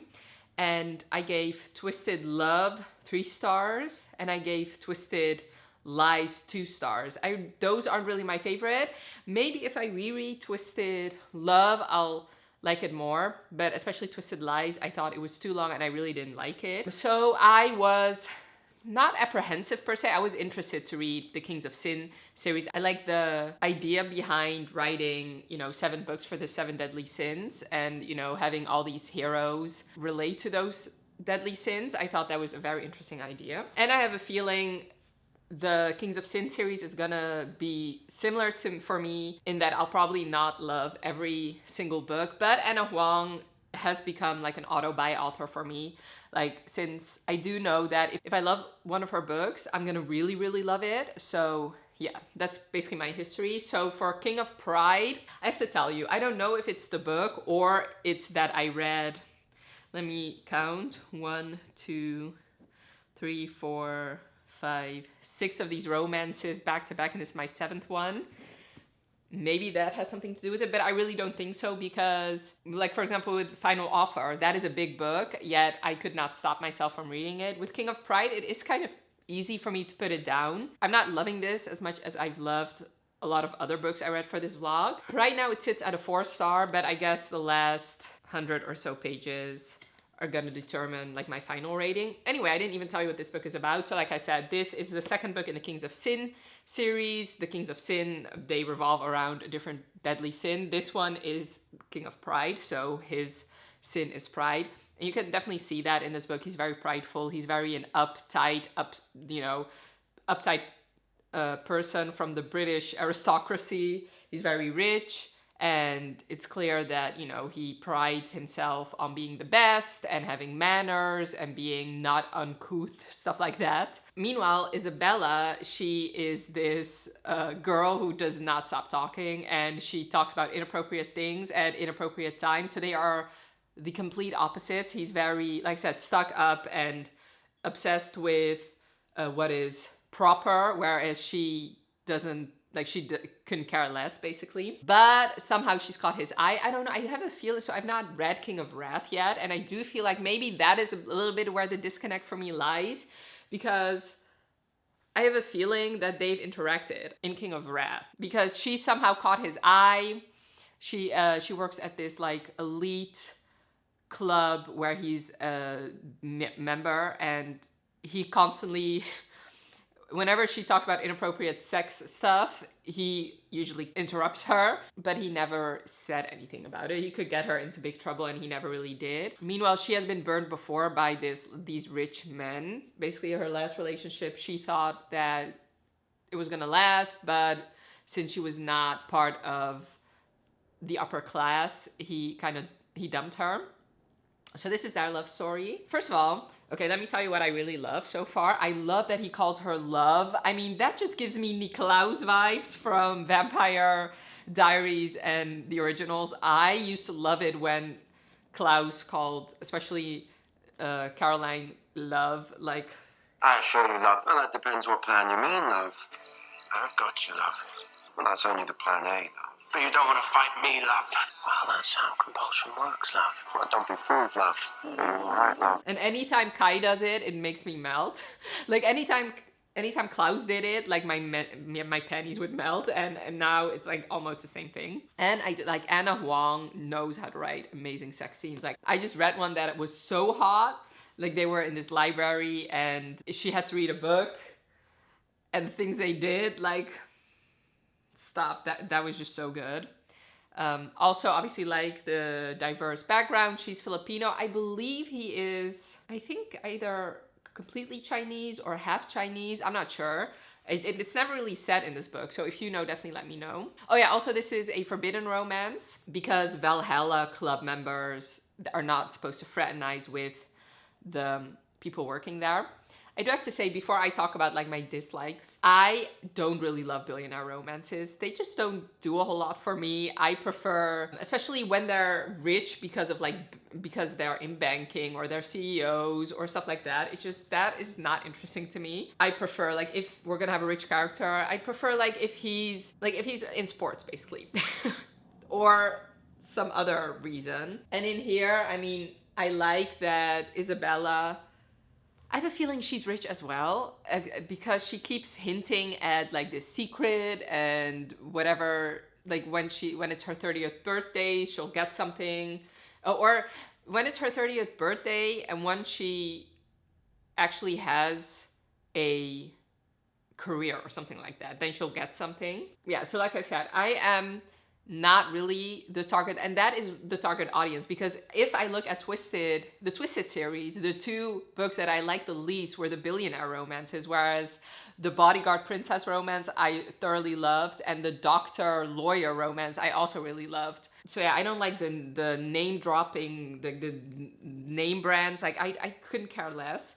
And you know, the exclusive clubs and like the tipping somebody $500 so that he can go down on her in the club. Like I don't care. I know obviously they're popular for a reason. I know a lot of people like those stories. I'm not saying I hate every story that has a billionaire hero, but it's just a tougher sell for me. And I know that makes this series difficult for me because I'm pretty sure all of them are gonna be like billionaire romances. Although I do have to say King of Greed. So it really would have to depend on the tropes, because the first one is a marriage, almost like a marriage of convenience. Anyway, they are or forced marriage. I tend to like those. And this third book is Marriage in Trouble, Second Chance Romance, which I also really love those. So yeah, I think with this series, it's gonna definitely, the tropes in this book are gonna help whether or not I like the book or not. I do have to say, I do like these two characters, although I do have to say, I'm not really feeling the chemistry between them. And I don't know why. Like, I couldn't really pinpoint why. To me, I don't really understand why these two are head over heels for each other. Like, it was never really explained. And like I said, maybe I'm missing something because I've not read King of Wrath yet. And maybe that was more explained in that book. Whereas, I don't know, like it's not as bad, obviously, as Meet Me at the Lake, where it was purely physical. That's not it, because I could definitely see why he would be intrigued by her, the fact that she is so wildly different from the people he interacts with daily. And I could definitely see why she's in love with, like, why she likes him. It's just, while they're together, I don't really see it, which is preventing me from really loving this. Also, okay, so these books are significantly shorter than her Twisted series. So this only has 347 pages, which is fine. I really like shorter romances. I think especially the longer ones, they're very overdone. But the problem with this book is I feel like we are a little bit missing like the quieter moments between them. So maybe that is why there's a disconnect. Also, I would really love more scenes of them interacting with their family, with other people. Like we've never really, like he apparently has a sister, no idea who she is. And she has multiple brothers. We've only seen one. And she had like a brief interaction with him. And she talked on the phone with her other brother. And also with the friendships. Like, yes, she's friends with Vivian and Sloane, but we don't really see a whole lot of interactions between them. So I have a feeling that I'm gonna wish that this book was a little bit longer. Oh, also, by the way, she's a author, or she wants to be an author. She basically has writer's block. I think those are my thoughts. See, I don't really have a whole lot of thoughts. Like, this is not an offensive book to me at all. Not like Meet Me at the Lake. I'm not hating this. When I'm reading it, I am enjoying it. But like I said, it's just very easy for me to put down. And comparing it to, for example, Yours Truly, which I gave 4 stars. This one I inhaled, like I could not stop reading it. Whereas like I said, this one is just very, very easy for me to put down. So I don't know. I don't know what I'm gonna rate it yet. Obviously, I still have not finished it. I will finish it tonight. Right now it's 5 o'clock. I have like about 150 pages left. So yes, those are my thoughts for now. Okay, so I finished King of Pride by Anna Huang, and unfortunately this one I gave 3 stars. I was debating because you could see in my update that this was not really my favorite, and I thought I was gonna give it 4 stars. I just didn't really feel the chemistry between these two characters. I didn't really see why they were so head over heels for each other. She just never really convinced me. I do have to say there was this feather scene in here that was very hot. Anna Huang just knows how to write sex scenes. She does them very well. Even though there are not a lot of them in here, the ones that we do get, they're very hot. The thing that made me give this 3 stars instead of 4 is the very contrived third act conflict. Like that just did not need to be in there at all. Like there were enough moments of conflict that this didn't need to be added in there. And if you were gonna add it in there, the timing of it was just off to me. I'll talk a little bit more about it. So I did a clip right after I was reading that scene, and there I'm talking about more spoilers. So if you have read this book, definitely stick around to the spoiler section. But ultimately, I just feel like the timing of it was either she shouldn't have had it, or it should have been a little bit earlier with some of the other conflicts. To me, the timing just didn't feel off. It just felt like, okay, so we're at the whatever amount of page mark. Now there needs to be a third act conflict. So yeah, ultimately, I think this couple is pretty forgettable, I think. I don't think I'm going to be thinking about them all that much. But I am very much looking forward to reading King of Greed, especially the way this couple was set up. And also the next one, I think King of Sloth, I think was also very much teased in this book. So, oh my God, the lighting in here, I'm becoming blind, I think. Just like the sun is just in my face. Anyway, so I had 3 stars, unfortunately. I do have to say, it's kind of par for the course for me with Anna Huang, unfortunately. But knowing Anna Huang and knowing, like with the Twisted series, the first one I read, I also gave 3 stars. So hopefully the other ones are going to be higher rated. I don't really have a whole lot of thoughts. I think I gave them all in my first update. I would still recommend it. I do feel like I read a couple of Goodreads reviews. Some people really love this couple. I gave it 5 stars, and other ones were kind of similar to me. So with Anna Huang, I don't really want to discourage you because I know a lot of people really love books that I didn't really love, whereas the ones it's very personal, it seems, which Anna Huang book you're gonna love. So I wouldn't dissuade you at all because I think she's still a very good author, but this just wasn't my favorite by her. Okay, so this is gonna be spoilers, but I need to talk about this third act breakup. I just read it, so I'm on chapter 38 now, and the third act breakup feels so contrived and the timing is so off. I don't think I could give this book 4 stars unless something dramatic happens in the latter 40 pages. Okay, where do I start? First of all, I don't think this book needs a third act breakup because the whole CEO vote is enough of a third act conflict without them having to break up. But if you're gonna have a third act breakup, the timing is so weird to have it here, because it would have made more sense after she got fired, for example, or after the pictures came out, or after she got exposed for being an heiress, and maybe Kai would have felt like betrayed, that she lied to him. Or even a third act breakup would have been more logical after he lost the vote, okay? And I don't care which one of them would have broken, like either way, even if she did the breaking up. But instead, all those things happen and they stay together. They prove that their love was more important than the pictures that came out, and Kai understood why she lied. She got fired and they still stuck together. The pictures came out, they still stuck together. So that is all fine. Even after he didn't become CEO, they still were together. And then she went back to her family and now she's back. And now all of a sudden she's like, everybody's right. We don't belong together. It's not like there was some big revelation that happened when she was at her family's house, only that she got exposed for not finishing her book. But I mean, those were things that she knew when she was fired. Those were things that she knew, that she also knew when all those other things happened. Like, it was fine if Anna used it as another reason for a breakup. Like, for example, oh, you didn't become CEO, plus I'm a flake and I don't finish things. Or I didn't tell you I was an heiress, plus you shouldn't be with me anyway because I never finish stuff. So the timing just felt off and really unnecessary. And to be honest, like, I usually, obviously, when there's a third act breakup, I feel dread. This time I just read it stone cold. I didn't feel anything. So that is, I think, another reason for me that I'm not loving this as much as the other books I read.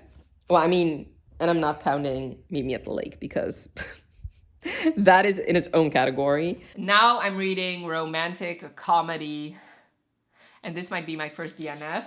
I cannot say for sure because I want to give it more pages, because right now I'm on page 30, but I do have to say I'm not liking the writing style at all. I find it very difficult to read. It's clear that this is not really a romance, which I already heard from other people. It's just because it's called romantic comedy, it got put in the romance category. It doesn't feel like a romance at all. And obviously, usually the couple has not really, there's not anything between the couple yet, which is fine. That also happens in romances. But the way this is written and the emphasis put on certain things, right now it's just like boring monologues of what her job is like, which I don't care about. Also, I do have to say, what I found very odd and annoying was, so this is a story based on SNL, but it's clear it's SNL, but she used another term.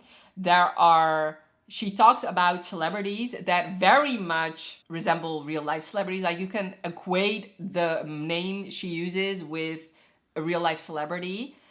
Yet with politicians, she uses their actual names. Like, we're smart enough to infer if you use a fake name like you did with the SNL show, with the celebrity show, if you use a different name for a politician, I think most of us are going to be smart enough to infer who you mean by that. Like, it was clear with the celebrities that one of them was Scarlett Johansson and the other one maybe like Pete Davidson and Ariana Grande, stuff like that. Because Scarlett Johansson was with an SNL writer, right? Colin something. It was very clear who she meant by that, yet she used the name Trump twice in 20 pages, which is just annoying to me. Like, that does not need to be in here. And another politician that I don't like, I think I heard of him, but it was unnecessary to me. It's not consistent. Like this is a world where Donald Trump exists, but also these fake celebrities that I have never heard of. You know what I mean? Like, be consistent. Either use real names, which you cannot do because you cannot actually write a book about SNL and use real life people. So then have other names for the same politicians, because if you describe a person that is like Trump but he's not actually Trump, it's the same thing. Anyway, maybe that's just me, but that's just a nitpicky thing. The writing style, like I said, is very hard for me to get into, and this book has 3 chapters. Why? Every chapter is about 100 pages long. I hate that.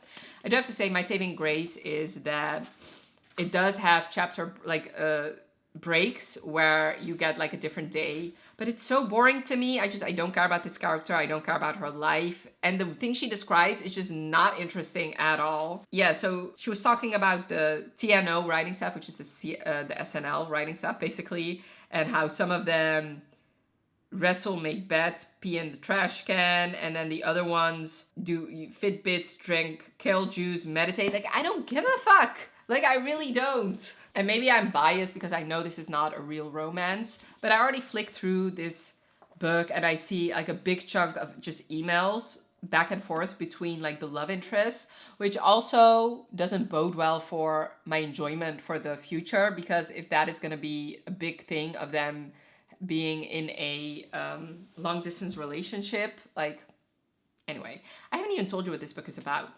So basically it's about this girl, Sally, this woman, Sally, who works for basically SNL, and she makes an observation that the celebrity guests sometimes, like, they're beautiful models and actresses and singers, and I believe 3 of them ended up with an SNL writer and they, like, the SNL writers are not hot and not sexy. And she thinks that it would never happen the other way around. Like, you would never have a hot, like, musician or a hot actor get together with an SNL writer, I guess. But obviously in this book, she's gonna be proven wrong because this musical guest is gonna be interested in her. I don't know, maybe I'm biased because I already know this doesn't have very good ratings, but I do have to say, like, I am trying and the writing style is just not meshing.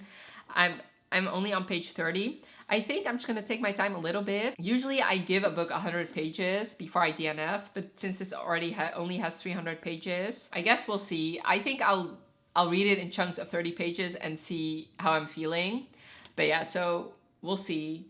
Hopefully I think I'll give it between 60 and 100 pages and see if anything intrigues me, and if there is something that intrigues me, I will continue, and if not, I'll just DNF it, and that should just be fine, because in my opinion, this book shouldn't have even been a Goodreads Choice nominee in the romance category. So there's that. Let me do the ranking. So this is the ranking for now. I do have to say, I'm still debating between these 3.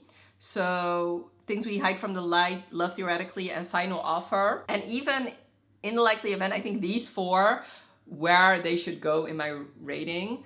Right now it's pretty much based on how recent I've read them, but I don't know. I feel like I'm thinking more about, for example, Love Theoretically and In the Likely Event than I do Final Offer. So maybe I should switch things around, but I think I'll just do that at the very end. So far I have 1 1-star, 1 3-star, 1 4-star, and 7 5-stars. So that is a good average, honestly. I actually calculated my average rating, and so far it's a 4.3. So that is a good average rating for the Goodreads Choice nominees. But yeah, I might have 1 DNF, but we'll see. I guess you'll know in the next clip, if I finish this, what my thoughts were, or if I DNF'd it and what my thoughts were. Okay, so it has been 2 days since my last clip and I decided to DNF romantic comedy. So I actually got to page 60 and the plan was to read this 60 pages a day until the day before I wanted to upload it and read it alongside the other books I was reading. But then I actually started my next read and I really couldn't be bothered. This just felt like a chore. It didn't spark joy. And I was just having way more fun reading the other book, which is actually Pucking Around, which I'm going to talk about next. So yeah, nothing in me was compelling me to read it. I didn't think about it. And every time I did think about it, I was just annoyed. And I gave you pretty much all my reasonings. I thought the writing style was very hard to get through. I didn't like it. I didn't like this character. I didn't like the plot. I didn't like the name dropping of politicians. It's not my book. So I'm just going to DNF it. And I'm going to hope that it doesn't end up in the top 10. My theory still stands that I think that the audience, the people that have read this book, have also read Emily Henry and maybe Ali Hazelwood, and they are more likely to vote for those 2 books just because they have more 5 stars than romantic comedy. So I'm gonna hope that that is gonna be the case, and if not, well then I DNF'd one of the top 10, and that I'm honestly fine with that. Now for Pucking Around, I'm on chapter 75.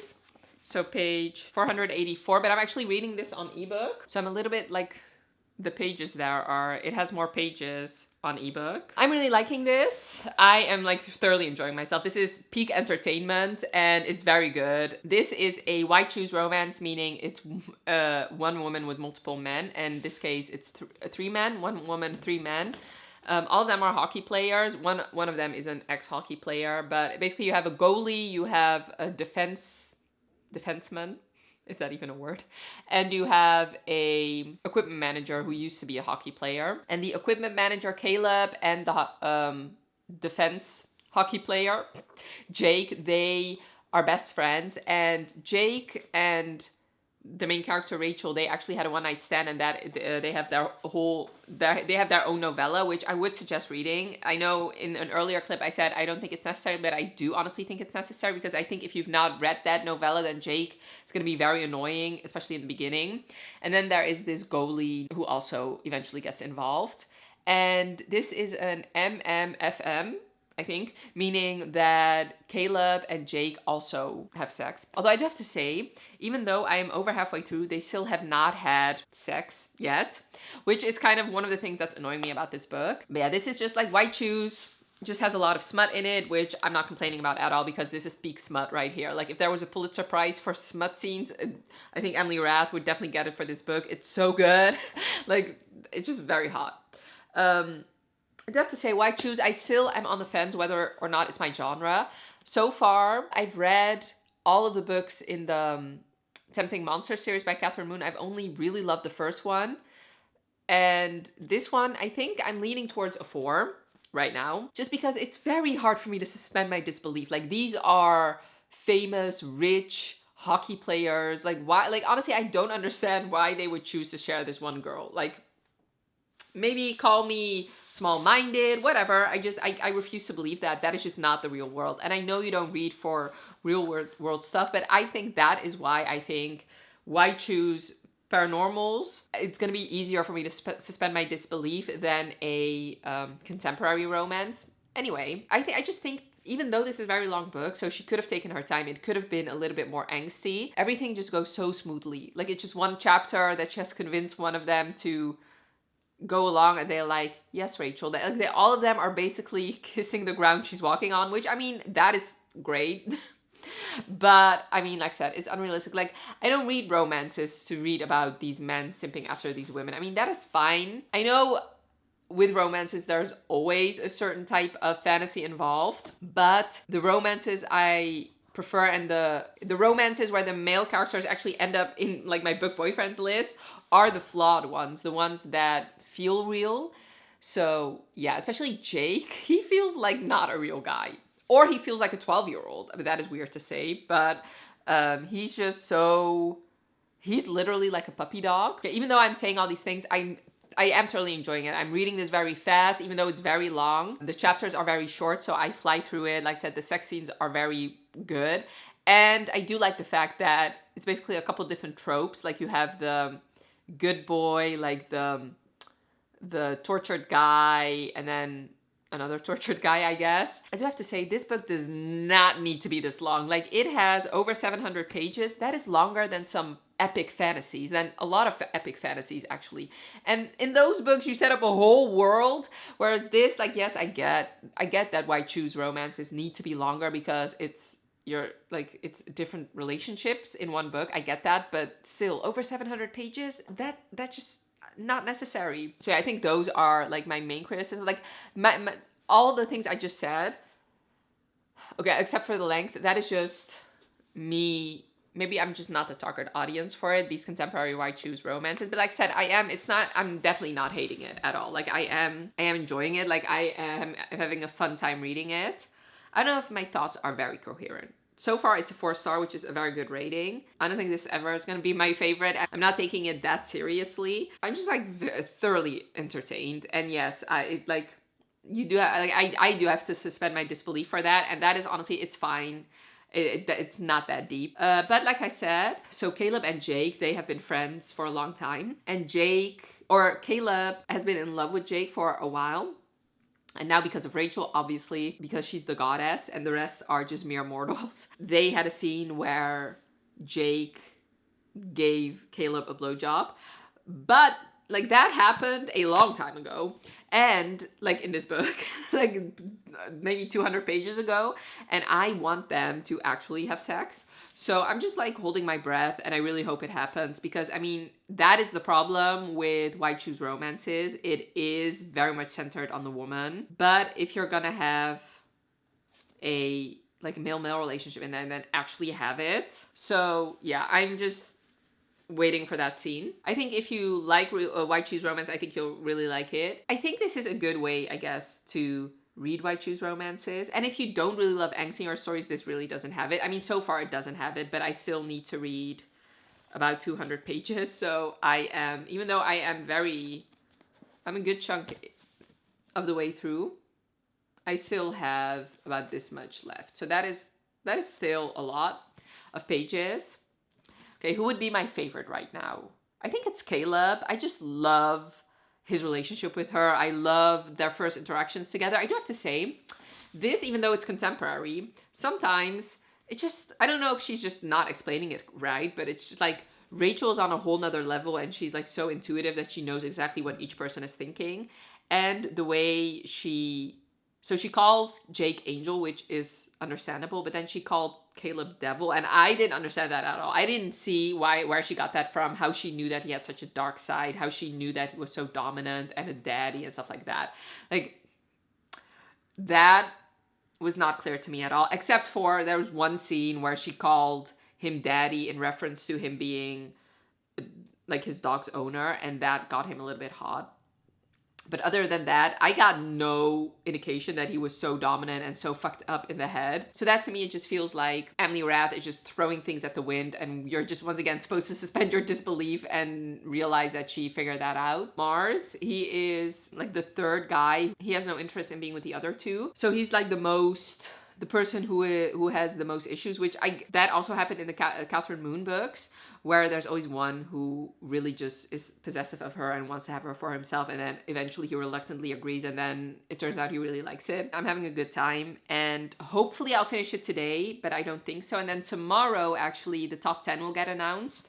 So I actually have, after this one, I only have one book left to read that is on my list of books that I think have a very high probability of ending up in the top 10. I really hope I'm correct.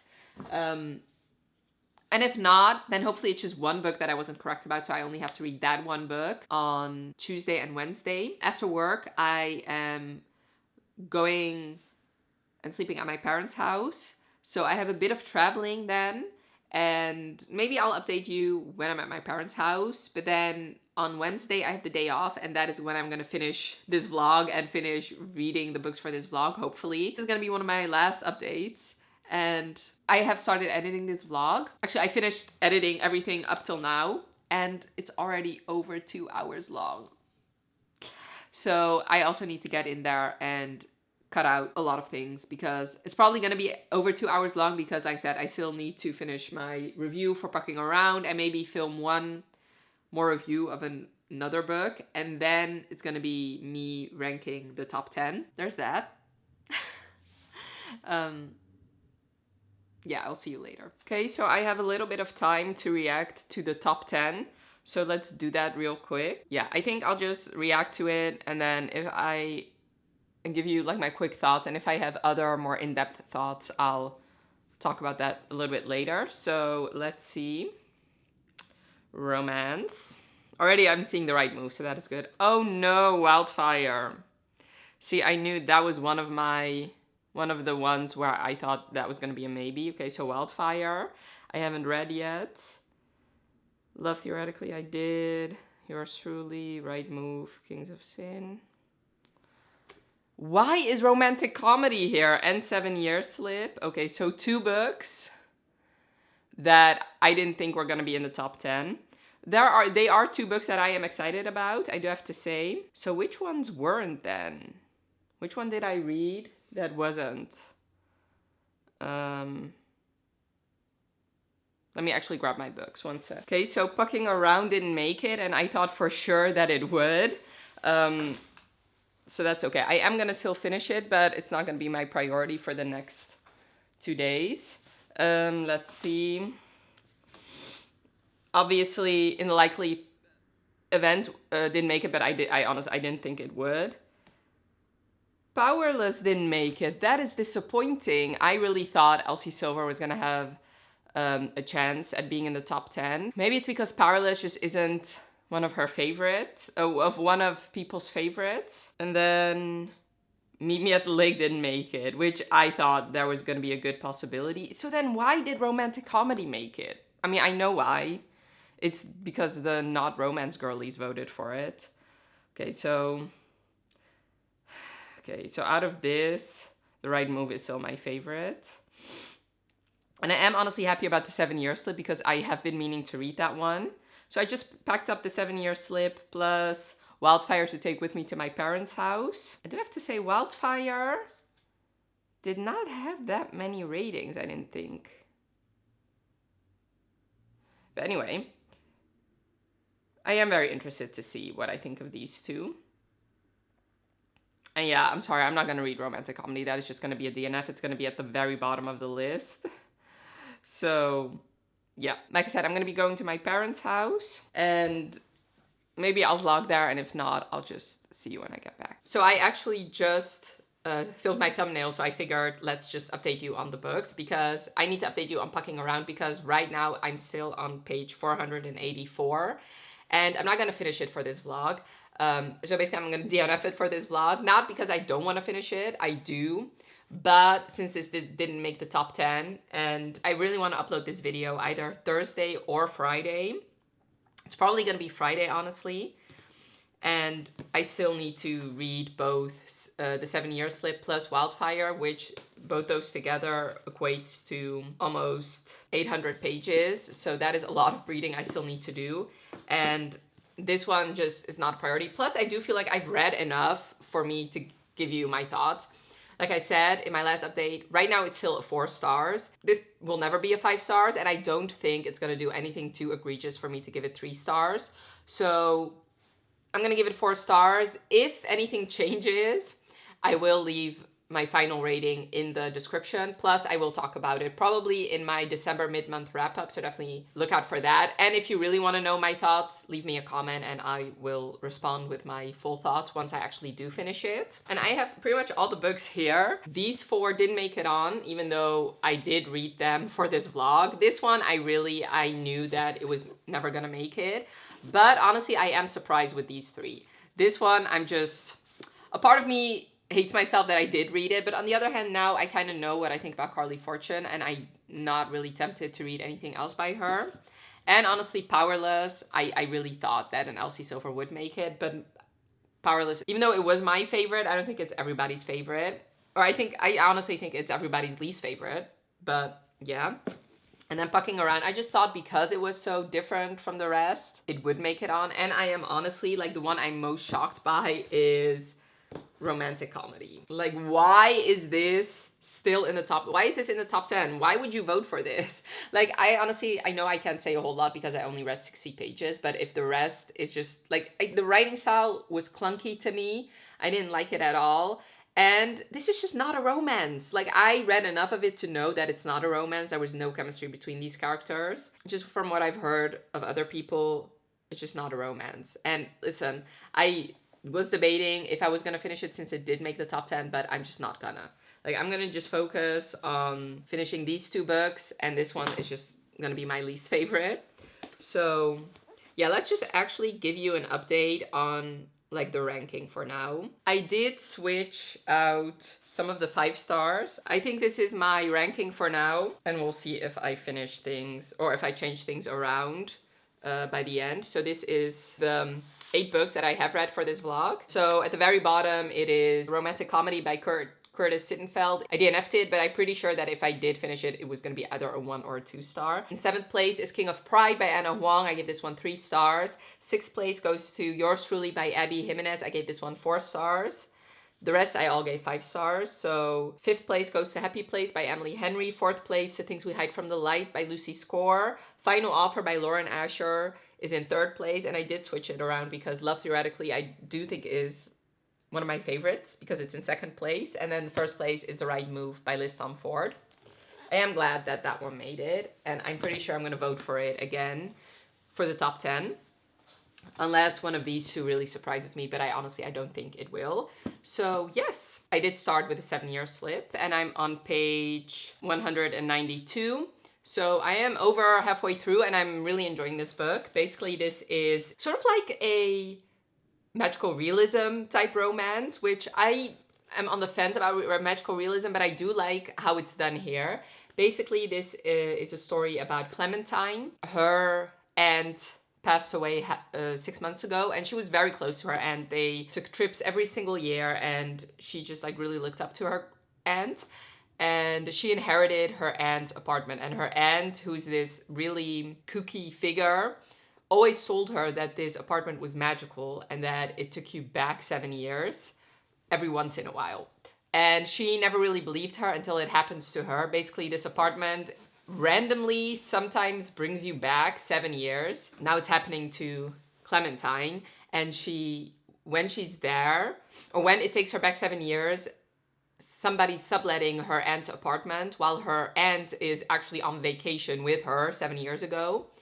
And this man's name is Ivan, I think. I don't know how to pronounce it. I think it's Ivan. They have this, it kind of reminded me a little bit of Meet Me at the Lake, because they have like this whirlwind weekend together. At least it was 3 days more than they had in Meet Me at the Lake. This whirlwind weekend together where he talked about cooking and how much he really loves cooking. And she talked about, you know, the fact that she loves painting, stuff like that. And they kissed and stuff like that. And then the apartment doesn't bring her back. That's basically a little bit, other stuff has happened. So 7 years ago, he was, I believe, 26.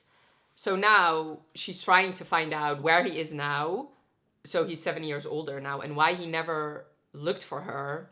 So, and we kind of also are trying to solve that mystery while she's interacting with him in the present day as well, and he seems to be a completely different man. Like I said, I'm really, really enjoying it. I do think that this is not going to be that spicy, which, especially to comparing it to Pucking Around, is interesting, but I am enjoying it. I do think they have great chemistry together, both in his past and in his present.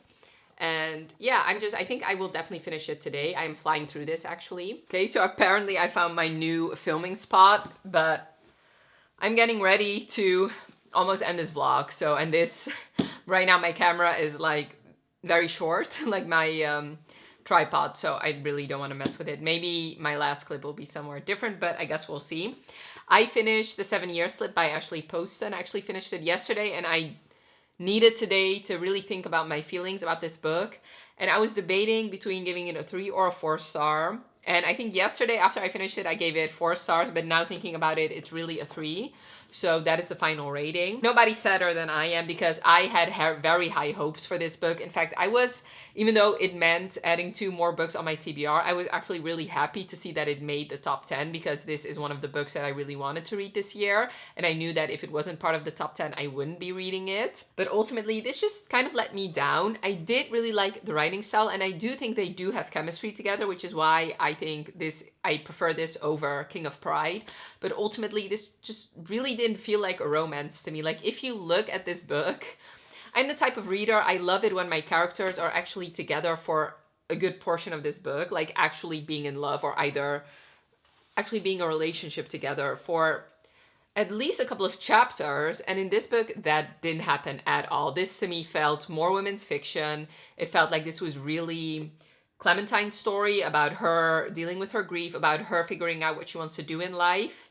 And then the romance was a side plot. It didn't really feel like the main plot. And especially looking at, like I said, this is told into 2 timelines for the male character in this book. And we didn't really get to see them be happy together in his current timeline. So that to me, like, ultimately then it's not a romance then. Like I said, I do think Ashley Poston is a good writer. I do understand why people love this book so much.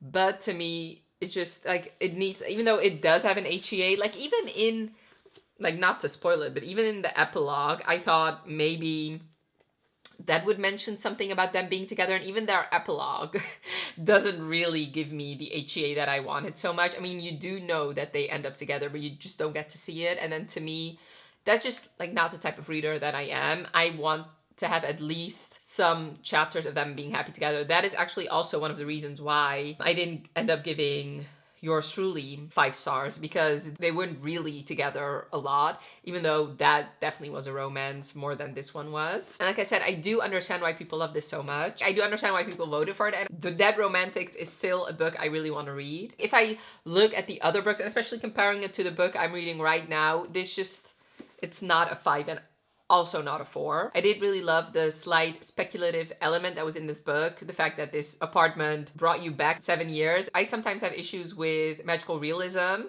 but I really didn't have it in this book. I thought it was done very well. It wasn't over-explained. It just was a thing. And that ended up leading to something quite beautifully in the end. And honestly, I really want to, like, could you imagine going into your apartment and just finding the perfect man there and falling in love with him?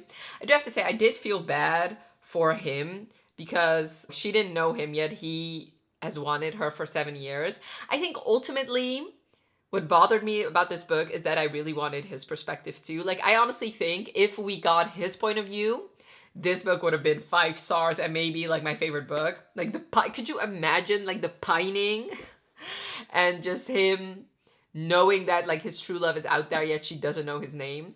Anyway, these are my thoughts on the 7-year slip. So yeah, 3 stars. I'm not gonna do the ranking now. I'll just do that at the very end because this is actually my final book, Wildfire by Hannah Grace. I'm really loving this, guys. I'm on page 183 and I'm really enjoying it. Basically, this is technically a hockey romance, not, well, yeah, I mean, he's a hockey player.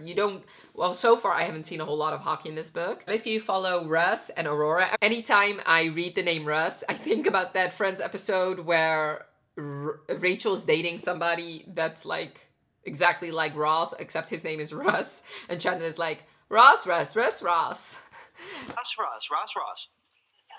It just makes me laugh. Anyway, so you follow Russ and Aurora, and he's a hockey player. And they meet at this party where they have a one-night stand, actually. She leaves before he gets back from the bathroom, so they both think that the other one doesn't have any interest in them beyond that one-night stand. But then they're both camp counselors, and they have to really interact, and they slowly get closer together.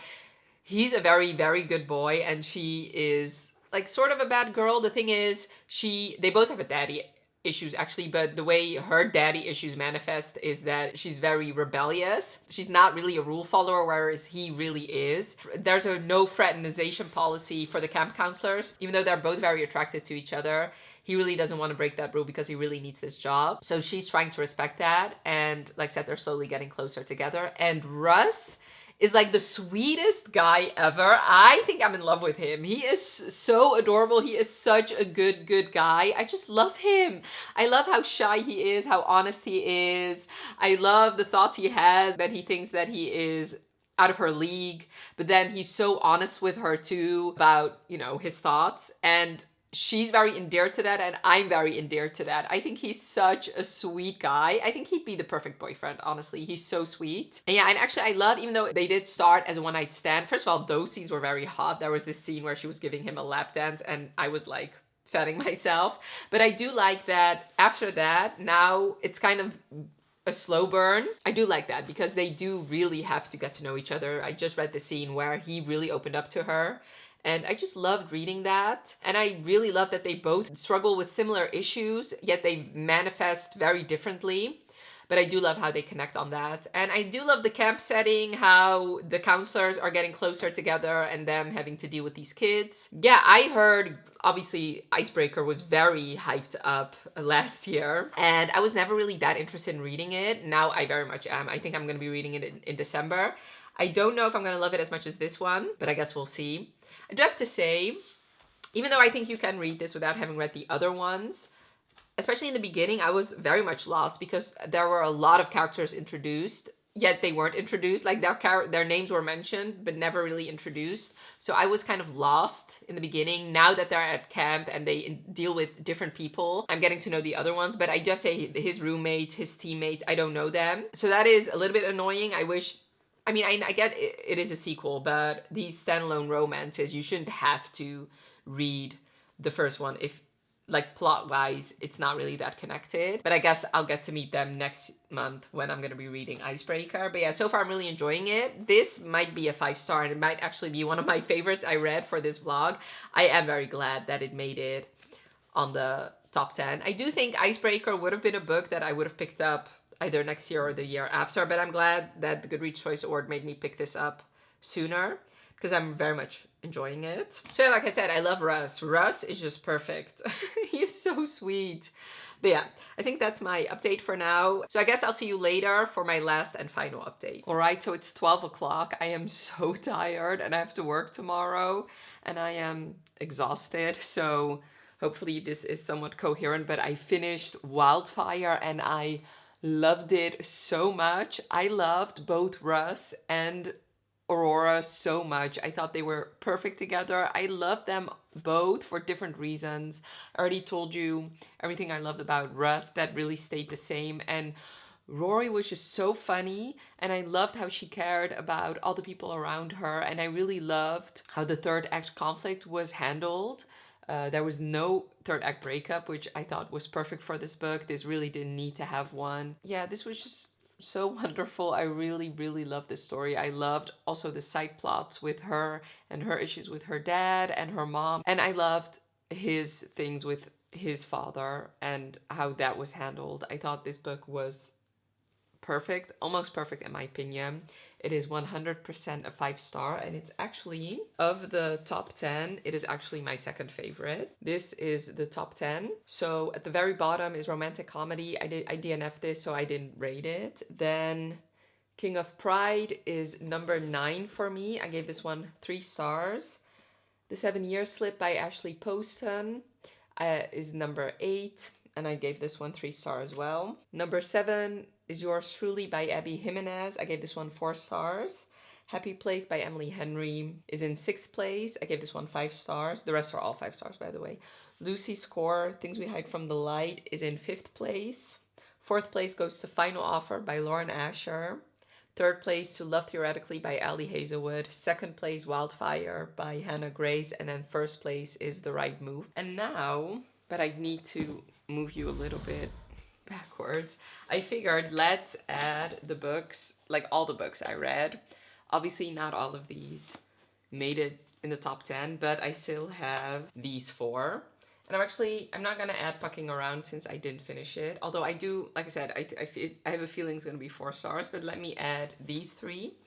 Honestly, I am so debating between these two, which one of these is gonna be 2nd place. I feel like it's not really fair to Powerless to already put Wildfire above it, since usually with books, and especially when talking about my favorites, I do really need to take my time and really think about it. So I think Powerless still goes above Wildfire, and then Meet Me at the Lake. You guys know how I felt about this book. And then In the Likely Event, let's put that one here, I think. Yes, I think so. To be honest, I am pretty confident about this list. So these are the other 13 books I finished. Well, I mean, technically, romantic comedy I didn't finish, but since it's part of the top 10. So this is, the ranking. 13th place to romantic comedy. 12th place to Meet Me at the Lake. King of Pride is in 11th place. 10th place goes to The 7-Year Slip. 9th place to Yours Truly. 8th place to Happy Place. 7th place to Things We Hide from the Light. 6th place to In the Likely Event. 5th place to Final Offer. 4th place to Love Theoretically. 3rd place to Wildfire. 2nd place to Powerless. And 1st place is The Right Move.